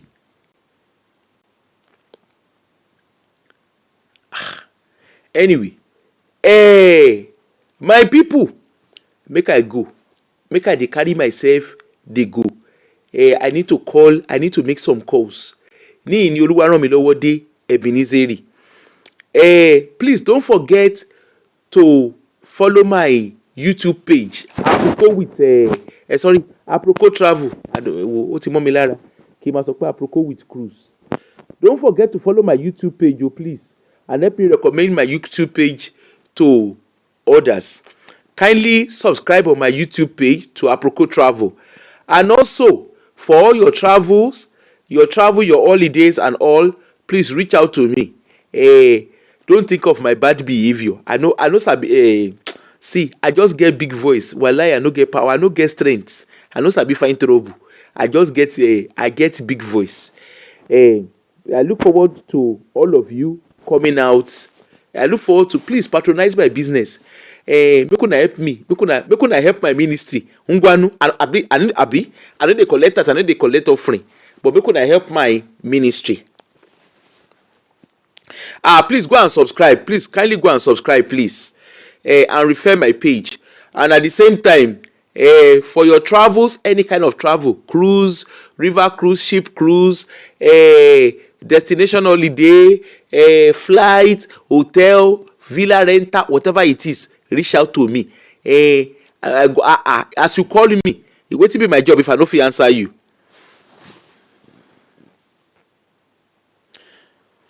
Exactly. Honey babe, I trust you. Please help me. And also, if you do referral, I also give incentive for referral so long as the booking is booked and confirmed. Please make una reach out. Make una reach out to you for honeymoon. Yes, I have we have villas, we have package holidays. Whatever you want to do, whether group holiday, whether solo, if you are a solo, if you want to travel, try solo travel for the first time, whatever it is. If you are a solo traveler, you want to try river cruising. Me, I've not done that river cruising, but I'm about to do it. I'm about to. I want to do river cruising. I actually want to try it out. One of my business partner, she did do ship cruise just now. Me and in short, anyway, leave that one. So if you want to anywhere in the world, we have villa rentals and all whatnot. Just reach out to me, buzz me. Don't think of my bad behavior. Buzz me. This is the number to call for travels. Just for Aproko travel, just send a WhatsApp to this number, and definitely we'll get back to you. And for all your travel inquiries, flight, if it's just flight alone you want to book, oh, thank you. If it's just flight alone you want to book, fine. If you want to book just villas, destination holidays, if it's just hotels, yeah, it's there is more of river cruising is more of boats, not the big ship, just the smaller boats, and you can sleep in it. And there's yacht cruising as well. Whatever you want to do, just reach out to me, and we'll be able to and of course we'll be able to discuss things with you. I honestly, we are there to serve you. Aproko Travel is there to serve you. For the person that asked me, somebody actually asked me a very interesting question yesterday. Why did you call your business Aproko Travel? I called it Aproko Travel because naturally, traveling is all about being nosy, being curious to learn. So it's not just about, yes, people like to learn history, but it's curiosity that makes you want to learn that history. It's curiosity that makes you want to travel around the world and see what the world is. And trust me, we even have there's a lot of deals for next year already. Now I'm in the marketing world, so there's a lot of deals, not just because I'm marketing, but there's a lot of deals for travels, package holidays. In short, we have some stuff for Valentine already. They're already putting out stuff for Valentine. Easter, there's stuff up until November next year, and I think probably December to an extent. We've had some. There's cruises across Europe, Africa, and Asian country, and there's flights. There's flights, and all your hotel transfers and stuff is all in place. So just reach out to me, and and we go from there. So I look forward to you patronizing me. Make una patronize me. Don't think of my bad behavior. Shall patronize me. Tomorrow we shall come and see ourselves. On this note, ní Olúwa ràn wá lọ́wọ́ dé Ebenezeri. If there's anything you should take away today, beware of a single story narrative. When everybody is doing big, learn to ask questions. Don't just take everything that people are saying. Don't just soak it in. Ask questions. For those who have not watched the show I did on P Square Brothers, kindly go and watch it. You will have a lot to learn from it. The one I did today, go and learn from it. It's very, very reflective. There's a lot to learn about it before you come and start doing story that touch the heart. Okay? Ní Olúwa ràn wá lọ́wọ́ dé Ebenezeri, onírúṣe, oníyọ̀ṣe, tẹ̀lé fọ́ lójú. See you all later tomorrow. Take care. Bye.